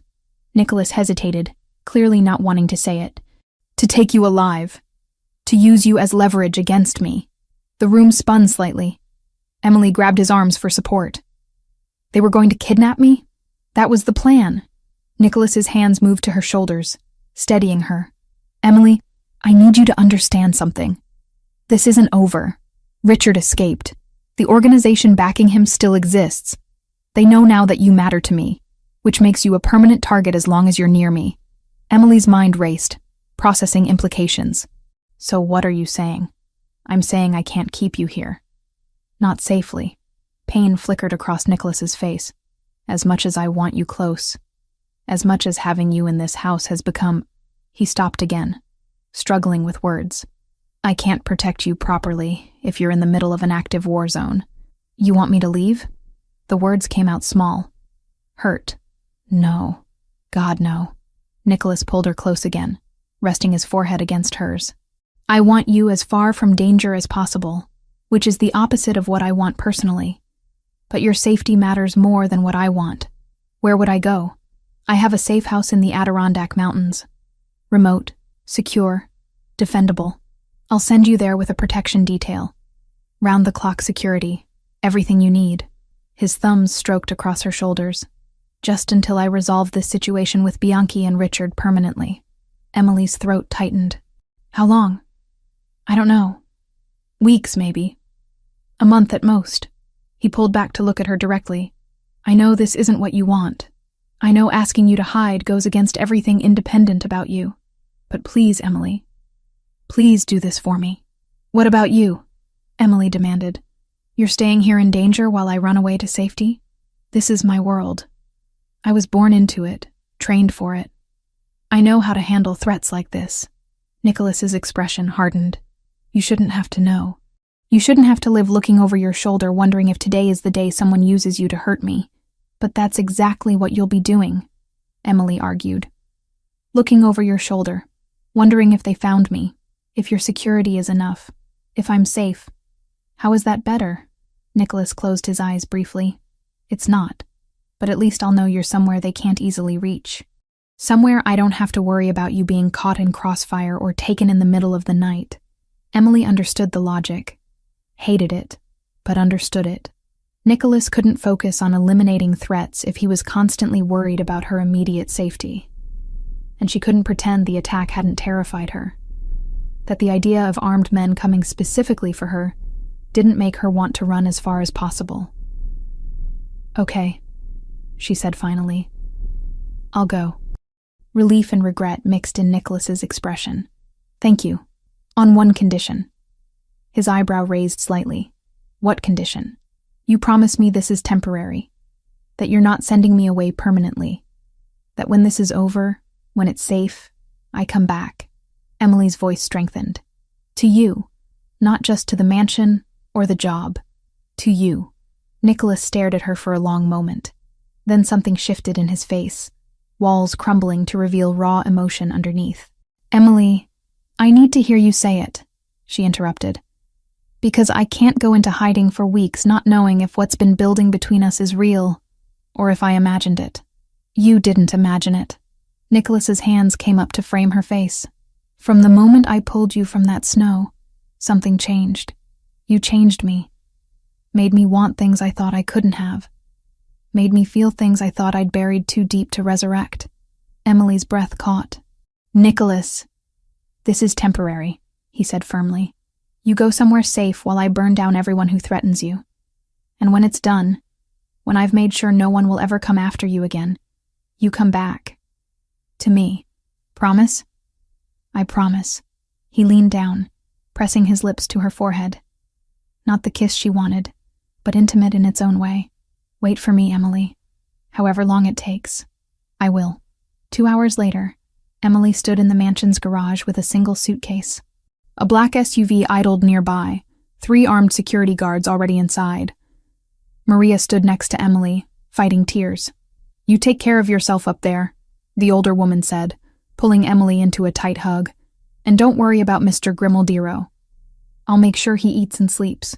Promise me you'll come back when it's safe. I promise. Emily hugged her back fiercely. Thank you for everything, Maria. For being kind to me. For treating me like family. You are family, sweetheart. Maria kissed both her cheeks. This is your home now. You remember that. Nicholas appeared from the house, dressed in a fresh suit despite the early hour. He looked composed again. The powerful boss everyone respected. But Emily saw the tension in his shoulders. The tightness around his eyes. He approached slowly, hands in his pockets. The team knows the route. They'll drive in shifts, switch vehicles twice to ensure you're not followed. The safe house has everything you need. Satellite phone with my number programmed in. Use it anytime. Okay, Emily nodded, not trusting her voice for more. Nicholas glanced at Maria and the security team. Whatever he saw in their faces made him gesture sharply. Give us a minute. They dispersed, Maria heading back toward the house, the guards moving to the far side of the garage. Privacy in a space that wasn't truly private. Nicholas stepped closer, So close, Emily had to tilt her head back to see his face. "I'm not good at this," he said quietly, "at goodbyes or feelings or any of it. But I need you to know." He stopped, jaw working. Emily waited, giving him time. "You're not just someone I'm protecting," Nicholas finally continued. "You're someone I need, someone who makes this life bearable instead of just tolerable.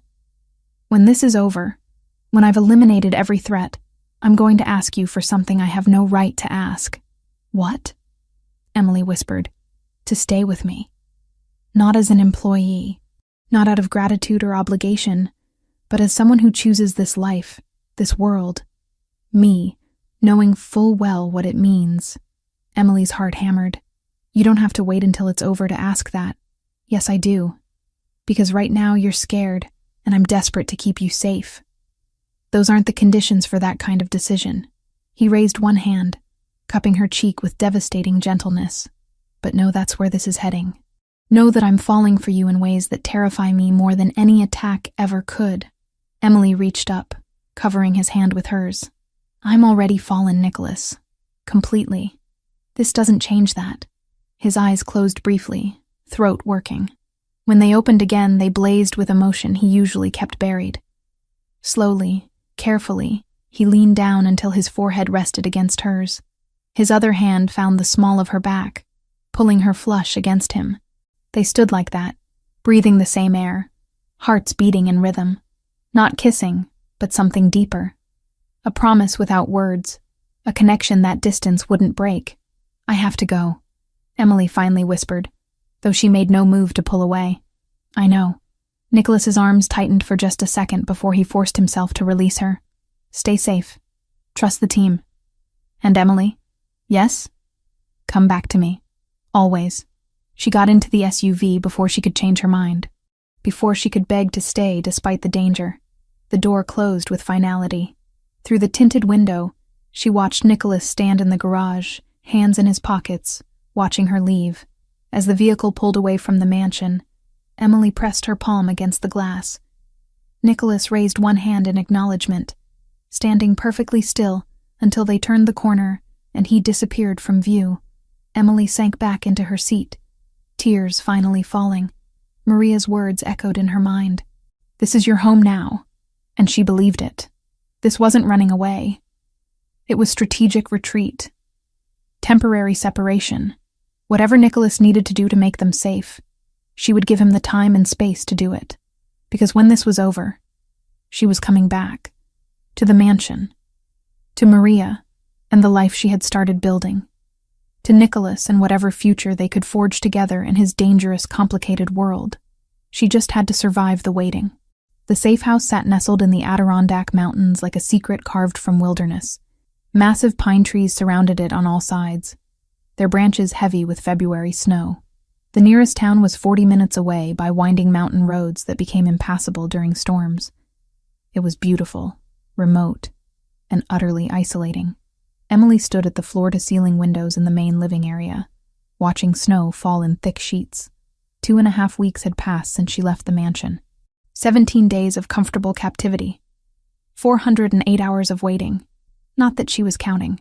The safe house itself was luxurious in an understated way. Open floor plan with exposed wooden beams. Stone fireplace that roared constantly against the mountain cold.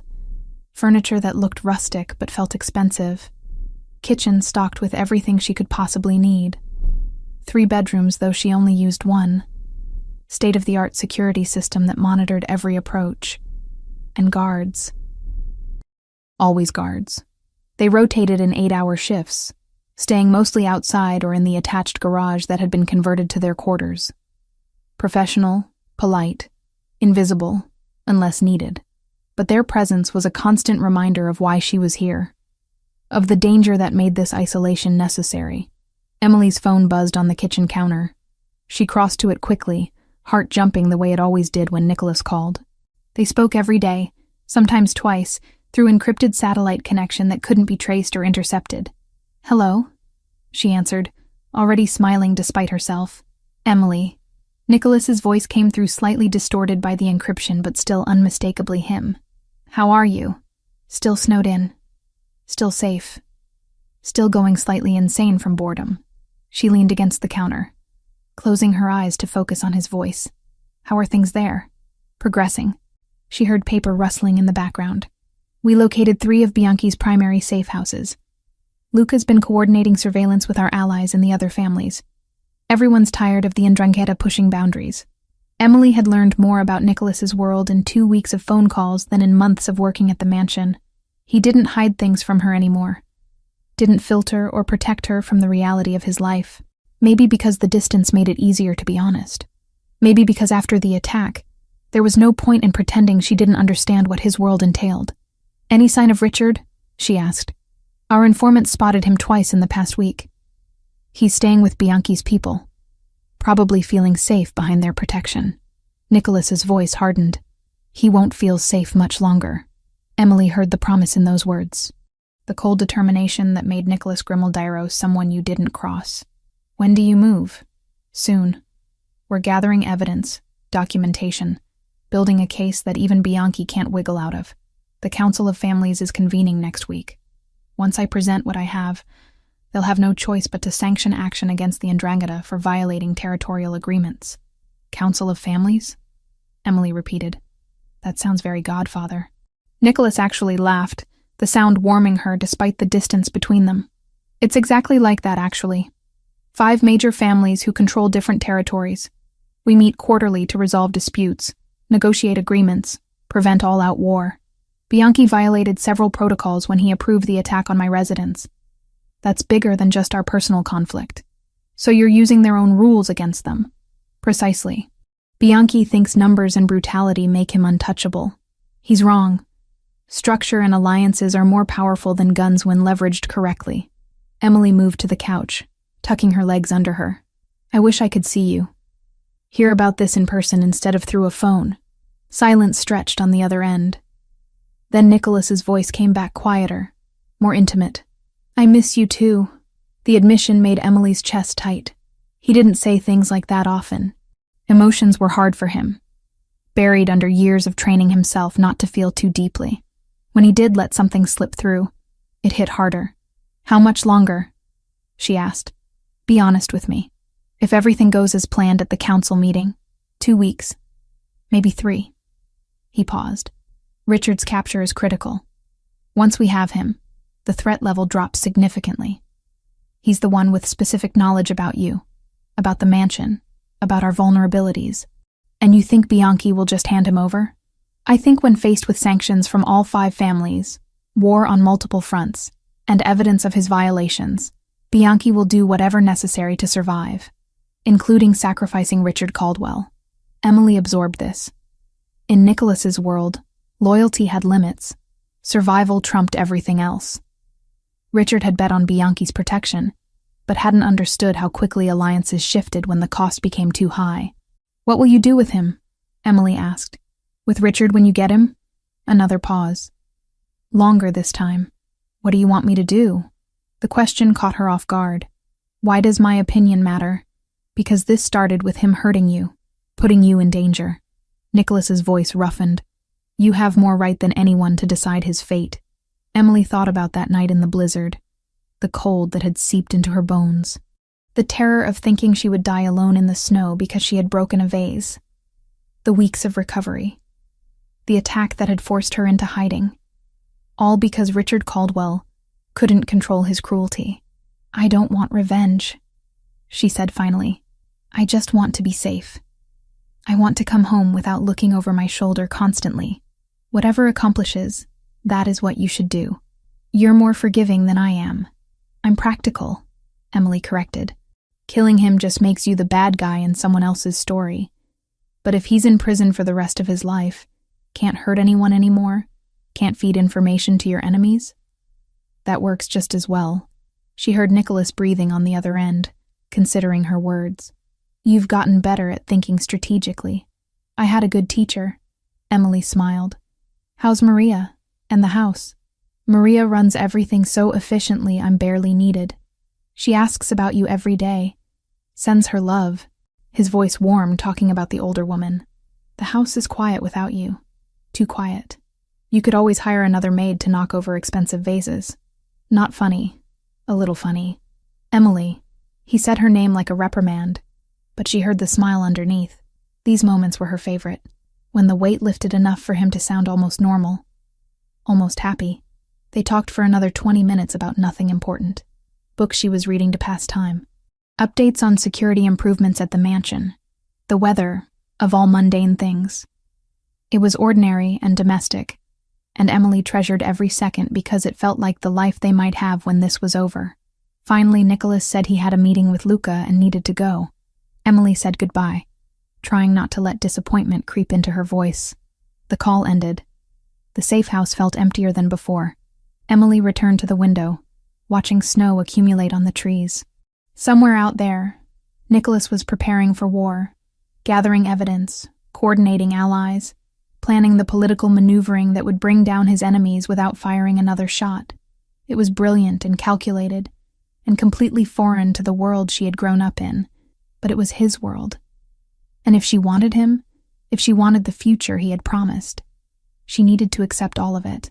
Not just the luxury and protection, but the danger and violence and moral complexity. Could she do that? Could she build a life with someone whose decisions involved things most people never had to consider?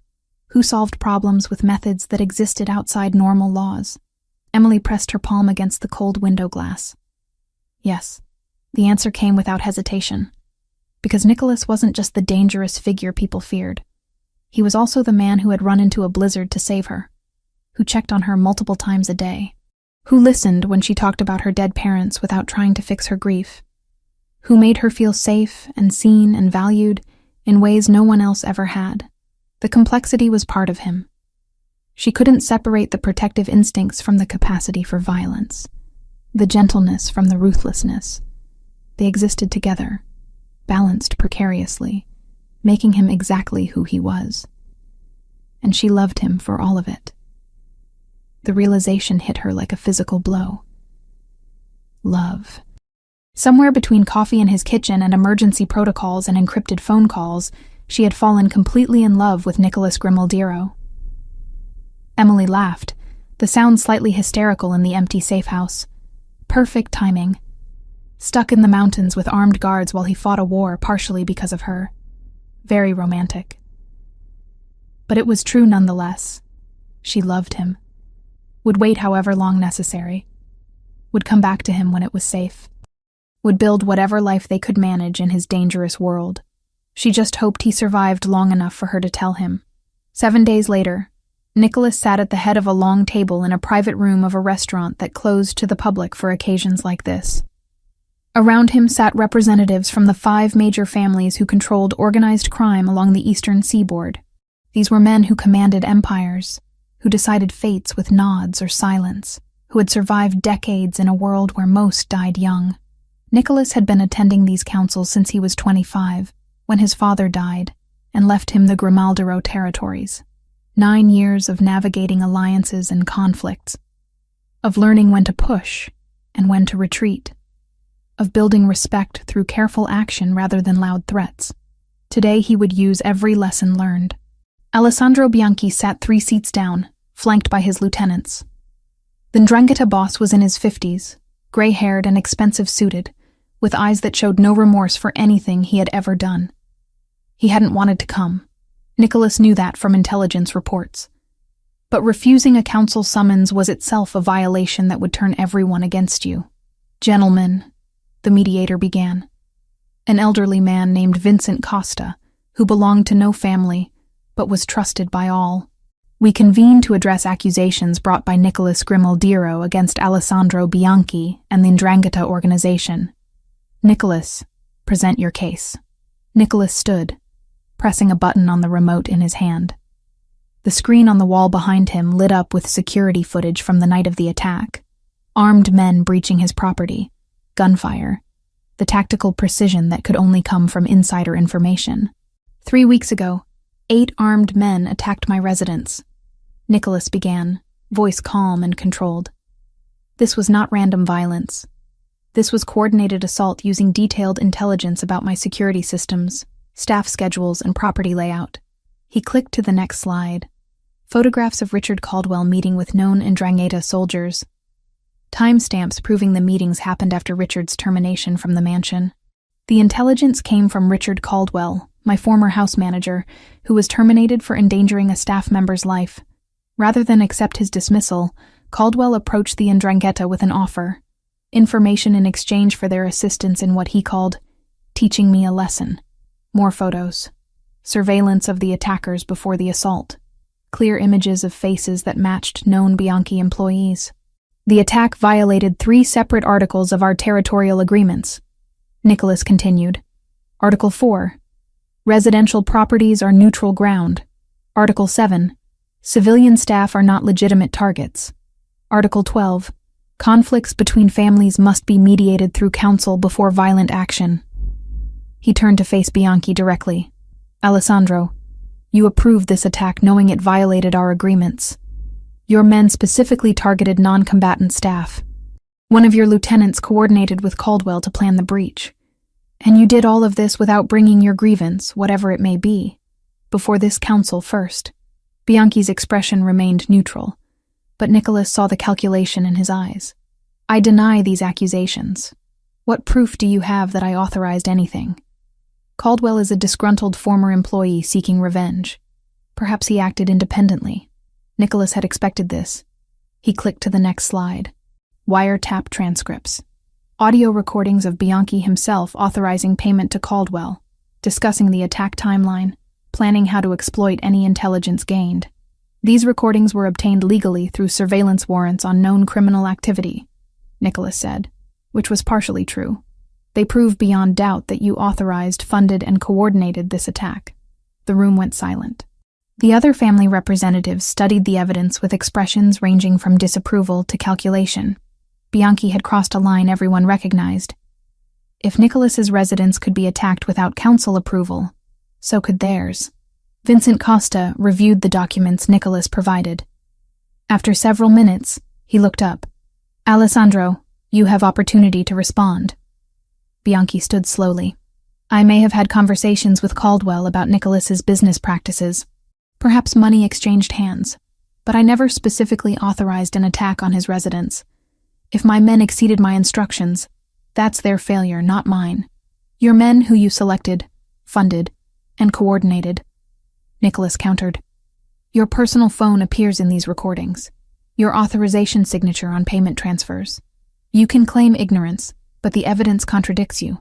Vincent looked around the table. The council must vote. All in favor of finding Alessandro Bianchi and the 'Ndrangheta organization in violation of territorial agreements. 4 hands raised immediately. Only Bianchi and his people abstained. Motion carries, Vincent said. Alessandro, you are sanctioned. You will immediately withdraw all 'Ndrangheta operations from the disputed port territories. You will pay reparations to Nicholas Grimaldairo in the amount of $5 million. And you will deliver Richard Caldwell into Nicholas's custody within 48 hours. Failure to comply will result in all families declaring you in breach, with consequences including but not limited to warfare, asset seizure, and excommunication from all protected territories. Bianchi's face went red, but he remained silent. The council had spoken. Fighting the decision would mean war with all 5 families simultaneously. No one survived that. Do you accept these terms? Vincent asked. Bianchi's jaw worked. Finally, he nodded once, sharp and angry. Accepted. Then this matter is closed pending compliance. We adjourn. As the room emptied, Luca appeared at Nicholas's side. That went better than expected. Bianchi's smart enough to know when he's beaten, Nicholas said, gathering his documents. He'll deliver Richard within 36 hours. He wants this over as much as we do. And then we make sure Richard Caldwell never threatens anyone again. Nicholas's expression hardened. Permanently, but legally. 31 hours later, a black van pulled up to a warehouse Nicholas controlled on the outskirts of the city. 4 of Bianchi's men dragged Richard Caldwell out, hands zip-tied behind his back, face bruised from what looked like recent persuasion. They deposited him on his knees in front of where Nicholas stood waiting with Luca and 3 security personnel. Delivered as promised, one of Bianchi's men said. We're done with this. They left without waiting for response. The warehouse door closed with echoing finality. Richard looked up at Nicholas with hatred burning in his eyes, despite his battered condition. "You think you've won. You think this is over." "I know it's over," Nicholas said calmly. He pulled out his phone, pressing a number. "Agent Morrison." "Yes, he's ready for transport." Richard's eyes widened. "What are you doing?" "Something I should have done 3 weeks ago." Nicholas pocketed his phone. "I have evidence of your involvement in coordinated attacks, conspiracy to commit murder, accessory to attempted kidnapping, and about 15 other charges that federal prosecutors are very interested in. I'm turning you over to them." "You're bluffing." "Am I?" Nicholas gestured to Luca, who produced a thick folder. "Financial records showing payments from Bianchi. Phone logs of your conversations coordinating the attack. Witness statements from the captured men who identified you. Security footage showing you at the scene during the assault. Take your pick." 3 black SUVs pulled up outside. Federal agents emerged, moving with practiced efficiency. They read Richard his rights, took custody without comment, and transported him away in less than 5 minutes. When they were gone, Luca turned to Nicholas. "I thought you'd want to handle him yourself, the old-fashioned way." "I did," Nicholas admitted, "but Emily asked me not to make this about revenge. Asked me to think strategically instead of emotionally." He watched the taillights disappear. She was right. This way, Richard spends the rest of his life in federal prison. No chance of escape, no martyrdom, no blood on my hands that could complicate things later. "She's good for you," Luca observed. "Makes you think before acting. She makes me want to be better." Nicholas started toward his own vehicle. "Get me to the helicopter. I have a call to make." 2 hours later, Emily's satellite phone rang. She grabbed it immediately. "It's done," Nicholas said without preamble. "Richard is in federal custody. Bianchi has withdrawn from contested territories. The council sanctioned the 'ndrangheta publicly. It's over, Emily. You can come home." Emily's knees went weak with relief. She sank onto the couch, pressing one hand to her mouth. "Really? It's really over?" "Really." His voice softened. "Pack your things. I'm sending the helicopter to pick you up tomorrow morning. You'll be back at the mansion by afternoon." "Tomorrow," Emily breathed. "I can't believe it." "Believe it." She heard smile in his voice. "Your exile is officially ended. Time to come back where you belong." They talked for another hour, Nicholas filling in details of the council meeting and Richard's arrest. Emily told him about her relief, her anticipation, her absolute certainty that she was making the right choice coming back. When they finally said goodbye, Emily stood in the middle of the safe house and laughed with pure joy. 2.5 weeks of waiting, 2.5 weeks of isolation, 2.5 weeks of loving someone from a distance. Tomorrow she would see Nicholas again, would walk into the mansion that had become home, would start building whatever future they could create together in his complicated, dangerous, impossible world. And she couldn't wait. The helicopter touched down on the mansion's helipad at 2:30 in the afternoon. Emily could see the main house through the window, its familiar stone facade and elegant windows exactly as she remembered. Snow covered the grounds in pristine white, smoke curling from multiple chimneys into the pale winter sky. Home. The word resonated through her chest with certainty. The rotors slowed. The door opened. And there he was. Nicholas stood 20 feet away, hands in the pockets of his black coat. Dark hair windswept, eyes locked on her with an intensity that made her breath catch.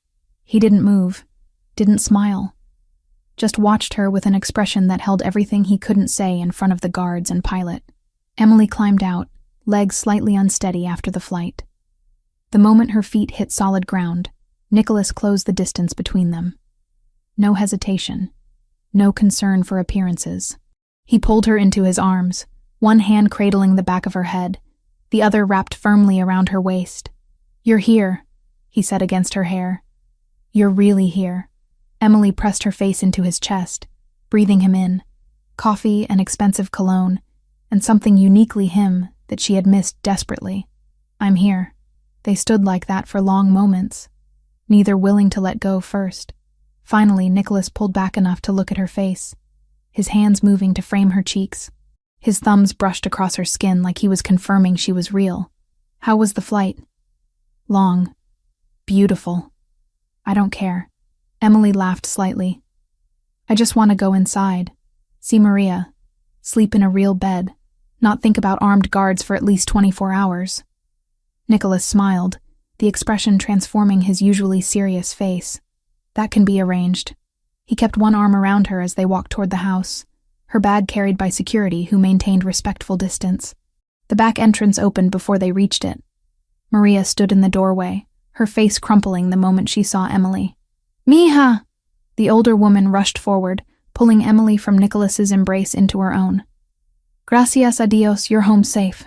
Emily hugged her back fiercely, unexpected tears springing to her eyes. I missed you so much. We missed you too. The house has been too quiet without you. Maria pulled back, examining Emily's face critically. You look tired, thin. I'm making you a proper meal tonight. No arguments. I wouldn't dare argue with you, Maria. The housekeeper beamed, then seemed to remember Nicholas standing nearby. She stepped back, composure returning. Mr. Grimaldiro, should I prepare the guest suite? No need. I'll show Emily to her permanent quarters. Nicholas's hand found the small of Emily's back. We'll be down for dinner at 7. Maria's knowing smile suggested she understood more than was being said. Of course, sir. I'll have something special prepared. Nicholas guided Emily through familiar hallways that somehow looked different now. Brighter, maybe. More welcoming. They climbed the main staircase where everything had started with a broken vase and cruel punishment. Emily's hand trailed along the banister, remembering that night while simultaneously feeling how far she had come since. But Nicholas didn't take her to the guest suite, or even the wing where her room had been. Instead, he led her to a part of the mansion she had never accessed before, a set of double doors made of dark wood with subtle carvings. He opened them to reveal a glass-enclosed winter garden. Emily's breath caught. Floor-to-ceiling windows on 3 sides overlooked the estate's grounds. Snow-covered gardens stretched in every direction, trees heavy with white, the distant mountains creating a stunning backdrop. Inside, the space was warm despite the glass walls. Comfortable furniture arranged around a central fireplace, bookshelves along one wall, plants thriving in the controlled environment, a telescope pointed toward the sky. This is my private space, Nicholas said quietly. I don't bring people here. Ever. Emily understood the significance. This was his sanctuary, the place he retreated when the weight of his world became too much. And he was sharing it with her. It's beautiful, she whispered. Nicholas closed the doors behind them, sealing them in warmth and privacy. I wanted somewhere neutral, somewhere that isn't your room or mine, somewhere we could just talk without roles or expectations. Emily turned to face him, seeing vulnerability in his expression that he rarely allowed. Okay, let's talk. He moved closer slowly, giving her space to retreat if she wanted. She didn't. When he stopped inches away, the air between them felt charged with everything unspoken over weeks of separation. I've been thinking, Nicholas began, about what I want to say when you came back, rehearsing it in my head during meetings and strategy sessions, and every moment I wasn't actively focused on eliminating threats. And what did you want to say? That these past weeks were torture. His hand rose to her face, fingers gentle against her cheek. Worse than any negotiation I've endured. Worse than any physical threat I've faced. Because you were somewhere I couldn't see you, couldn't protect you directly, couldn't just walk down the hall and confirm you were safe. Emily leaned into his touch. I was safe. Your team was excellent. I know. Logically, I knew that. Nicholas's other hand found her waist, drawing her closer. But logic doesn't help when every instinct is screaming to go to you. When work feels meaningless because the person I want to share it with is hundreds of miles away. When I realize that somewhere in the past few months, you became the most important thing in my life. Emily's heart hammered. Nicholas, let me finish. He took a breath, clearly gathering courage. I told you before that when this was over, I would ask you something. That I wanted you to choose this life, this world, me, with full understanding of what it means. I remember. I'm asking now. His dark eyes held hers with unwavering intensity. Not as your employer, or the person who saved you, or someone you're grateful to. I'm asking as a man who has fallen completely, irrevocably in love with you, as someone who wants you in his life not temporarily but permanently, as a partner, a companion, someone who chooses to stay, despite knowing exactly how complicated and dangerous my world can be. The words landed like physical blows, each one resonating through Emily's chest. Love. He loved her, was asking her to build a real life with him, was offering everything despite having every reason to keep walls up forever. I'm not offering you easy, Nicholas continued. I can't promise normal dates or simple happiness. My world will always have edges and shadows. There will always be threats, always be situations that require difficult choices. But I can promise you'll never face any of it alone, that I will protect you with everything I have, that you matter more to me than territories or power or any of it. Emily reached up, placing both hands on his chest, feeling his heart racing beneath her palms. I made my choice weeks ago, Nicholas. Maybe even months ago, back when you first carried me in from the snow. I've been waiting for you to catch up. Emily, I love you. The words came out strong, certain. Not because you saved me or gave me a job or kept me safe. I love you because of who you are when the armor comes down. Because you listen when I talk about my parents. Because you ran into a blizzard in your socks. Because you're trying to be better than the world you were born into while still surviving in it. Because you make me feel valued and seen and chosen in ways I never imagined. Nicholas's grip on her tightened. You understand what you're choosing? Really understand? Yes. I'm choosing you, your world, your complexity, your dangerous life, and the man you are within it. All of it. Emily moved closer until no space remained between them. I'm not afraid of the shadows, Nicholas. Not if you're there with me. Something broke in his expression. The last barrier crumbling. His forehead dropped to rest against hers, eyes closing as he breathed her in. I don't deserve you. Probably not, Emily said with a small smile. But you're stuck with me anyway. Nicholas laughed, the sound rough with emotion. Then he was kissing her. It wasn't gentle or tentative. It was months of restraint breaking. Weeks of separation ending. Everything unspoken finally finding expression. His mouth moved against hers with hunger tempered by reverence. One hand tangled in her hair, while the other pulled her flush against him. Emily's fingers curled into his shirt, holding on, kissing him back with everything she felt. Time stopped meaning anything.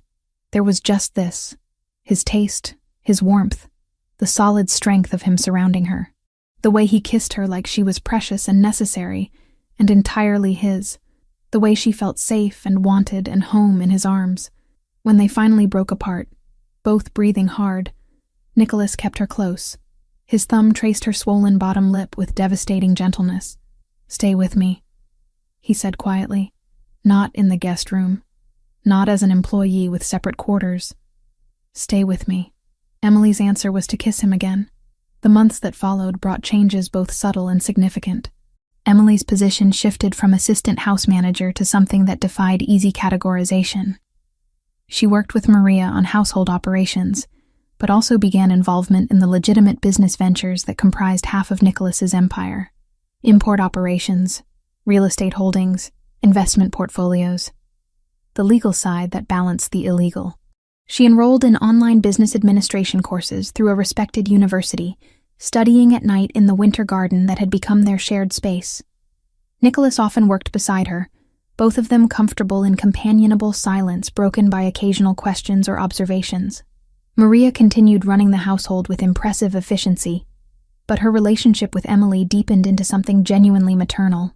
The older woman offered advice on navigating Nicholas's world, shared stories from 15 years of observing him grow from a young man thrust into power to the person he was now, and treated Emily's presence as the best thing that could have happened.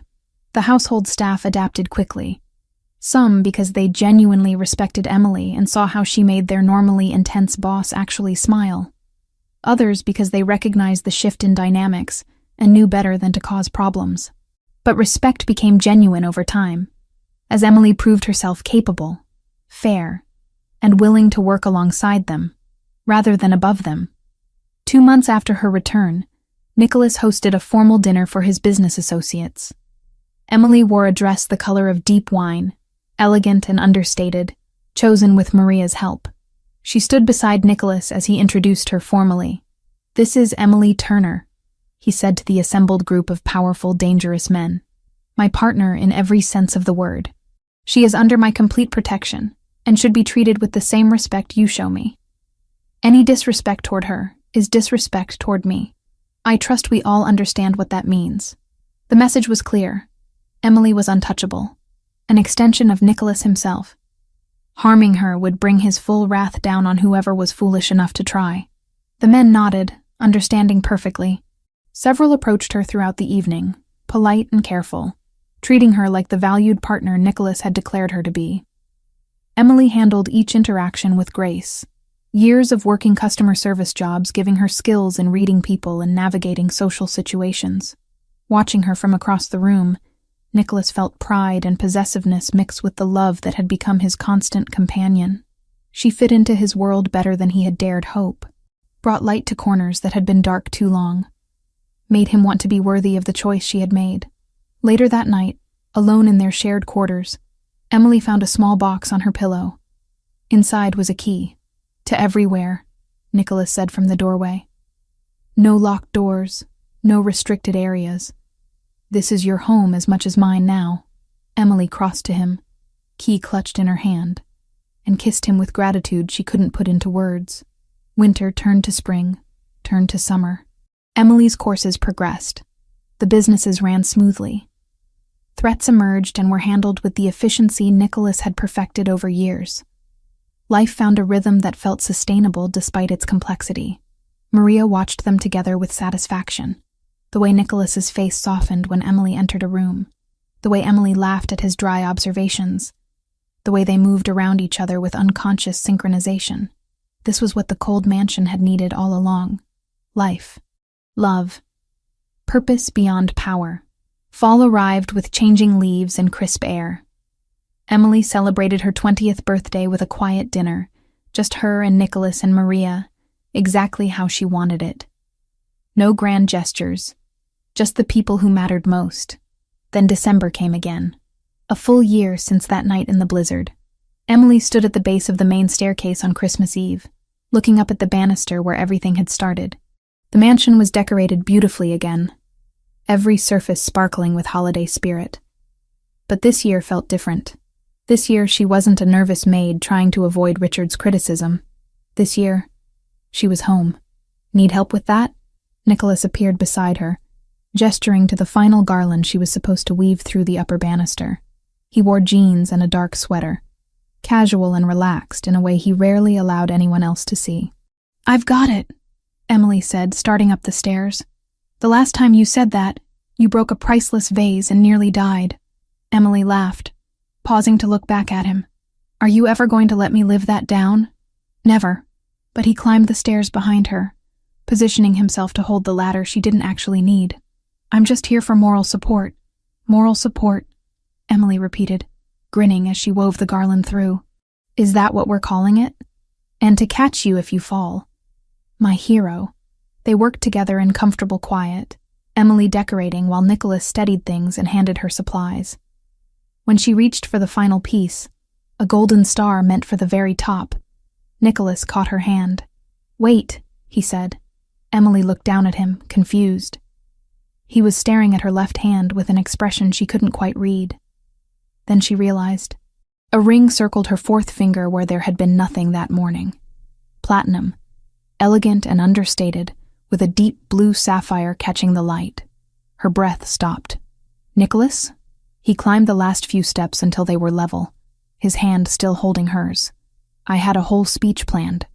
Maria helped me rehearse it. But now that the moment is here, I don't remember any of it." Emily stared at the ring, then at him, heart racing. Are you asking you to marry me?" Nicholas finished. "Properly, officially, with a ring and a question, and the hope that you'll say yes even though I'm doing this on a staircase which probably isn't romantic at all." "It's perfect," Emily whispered. "It's exactly right. This is where everything started. Where you broke my vase and I nearly lost you. Nicholas brought her hand to his lips, kissing just above the ring. Where the worst night led to the best thing in my life. It seemed appropriate to make it where I ask you to make this permanent. Yes. The word came out without hesitation. Yes, I'll marry you. Absolutely, yes. Nicholas's smile transformed his entire face. He pulled her into a kiss right there on the stairs, both of them laughing against each other's mouths, the golden star forgotten in Emily's other hand. From the entrance hall below, Maria stood watching with tears streaming down her face and a smile that could have lit the entire mansion. This was what she had hoped for when she saw them together that first week. Two broken people finding wholeness in each other. Two lonely souls creating family. Love blooming in a house that had forgotten what it felt like. Told you, she whispered to herself, dabbing at her eyes with her apron. I knew from the beginning. That night, after the star was finally placed and the decorations complete, Emily and Nicholas stood in the winter garden watching snow fall gently outside. Her hand rested in his, the sapphire ring catching firelight. Any regrets? Nicholas asked quietly. About what? Choosing this life. This world. Me. Emily turned to face him fully, bringing his hand to her heart. Not a single one. You gave me more than I ever imagined possible. A home, a family. Love that feels safe and real and permanent. How could I regret any of that? My world is still dangerous, and we'll face it together. She rose on her toes, kissing him softly. That's what partners do. Nicholas held her close, breathing in the scent of her hair, feeling the steady beat of her heart against his chest. A year ago, he had been alone in this mansion, isolated by choice and circumstance, convinced that safety meant distance and control meant never letting anyone close.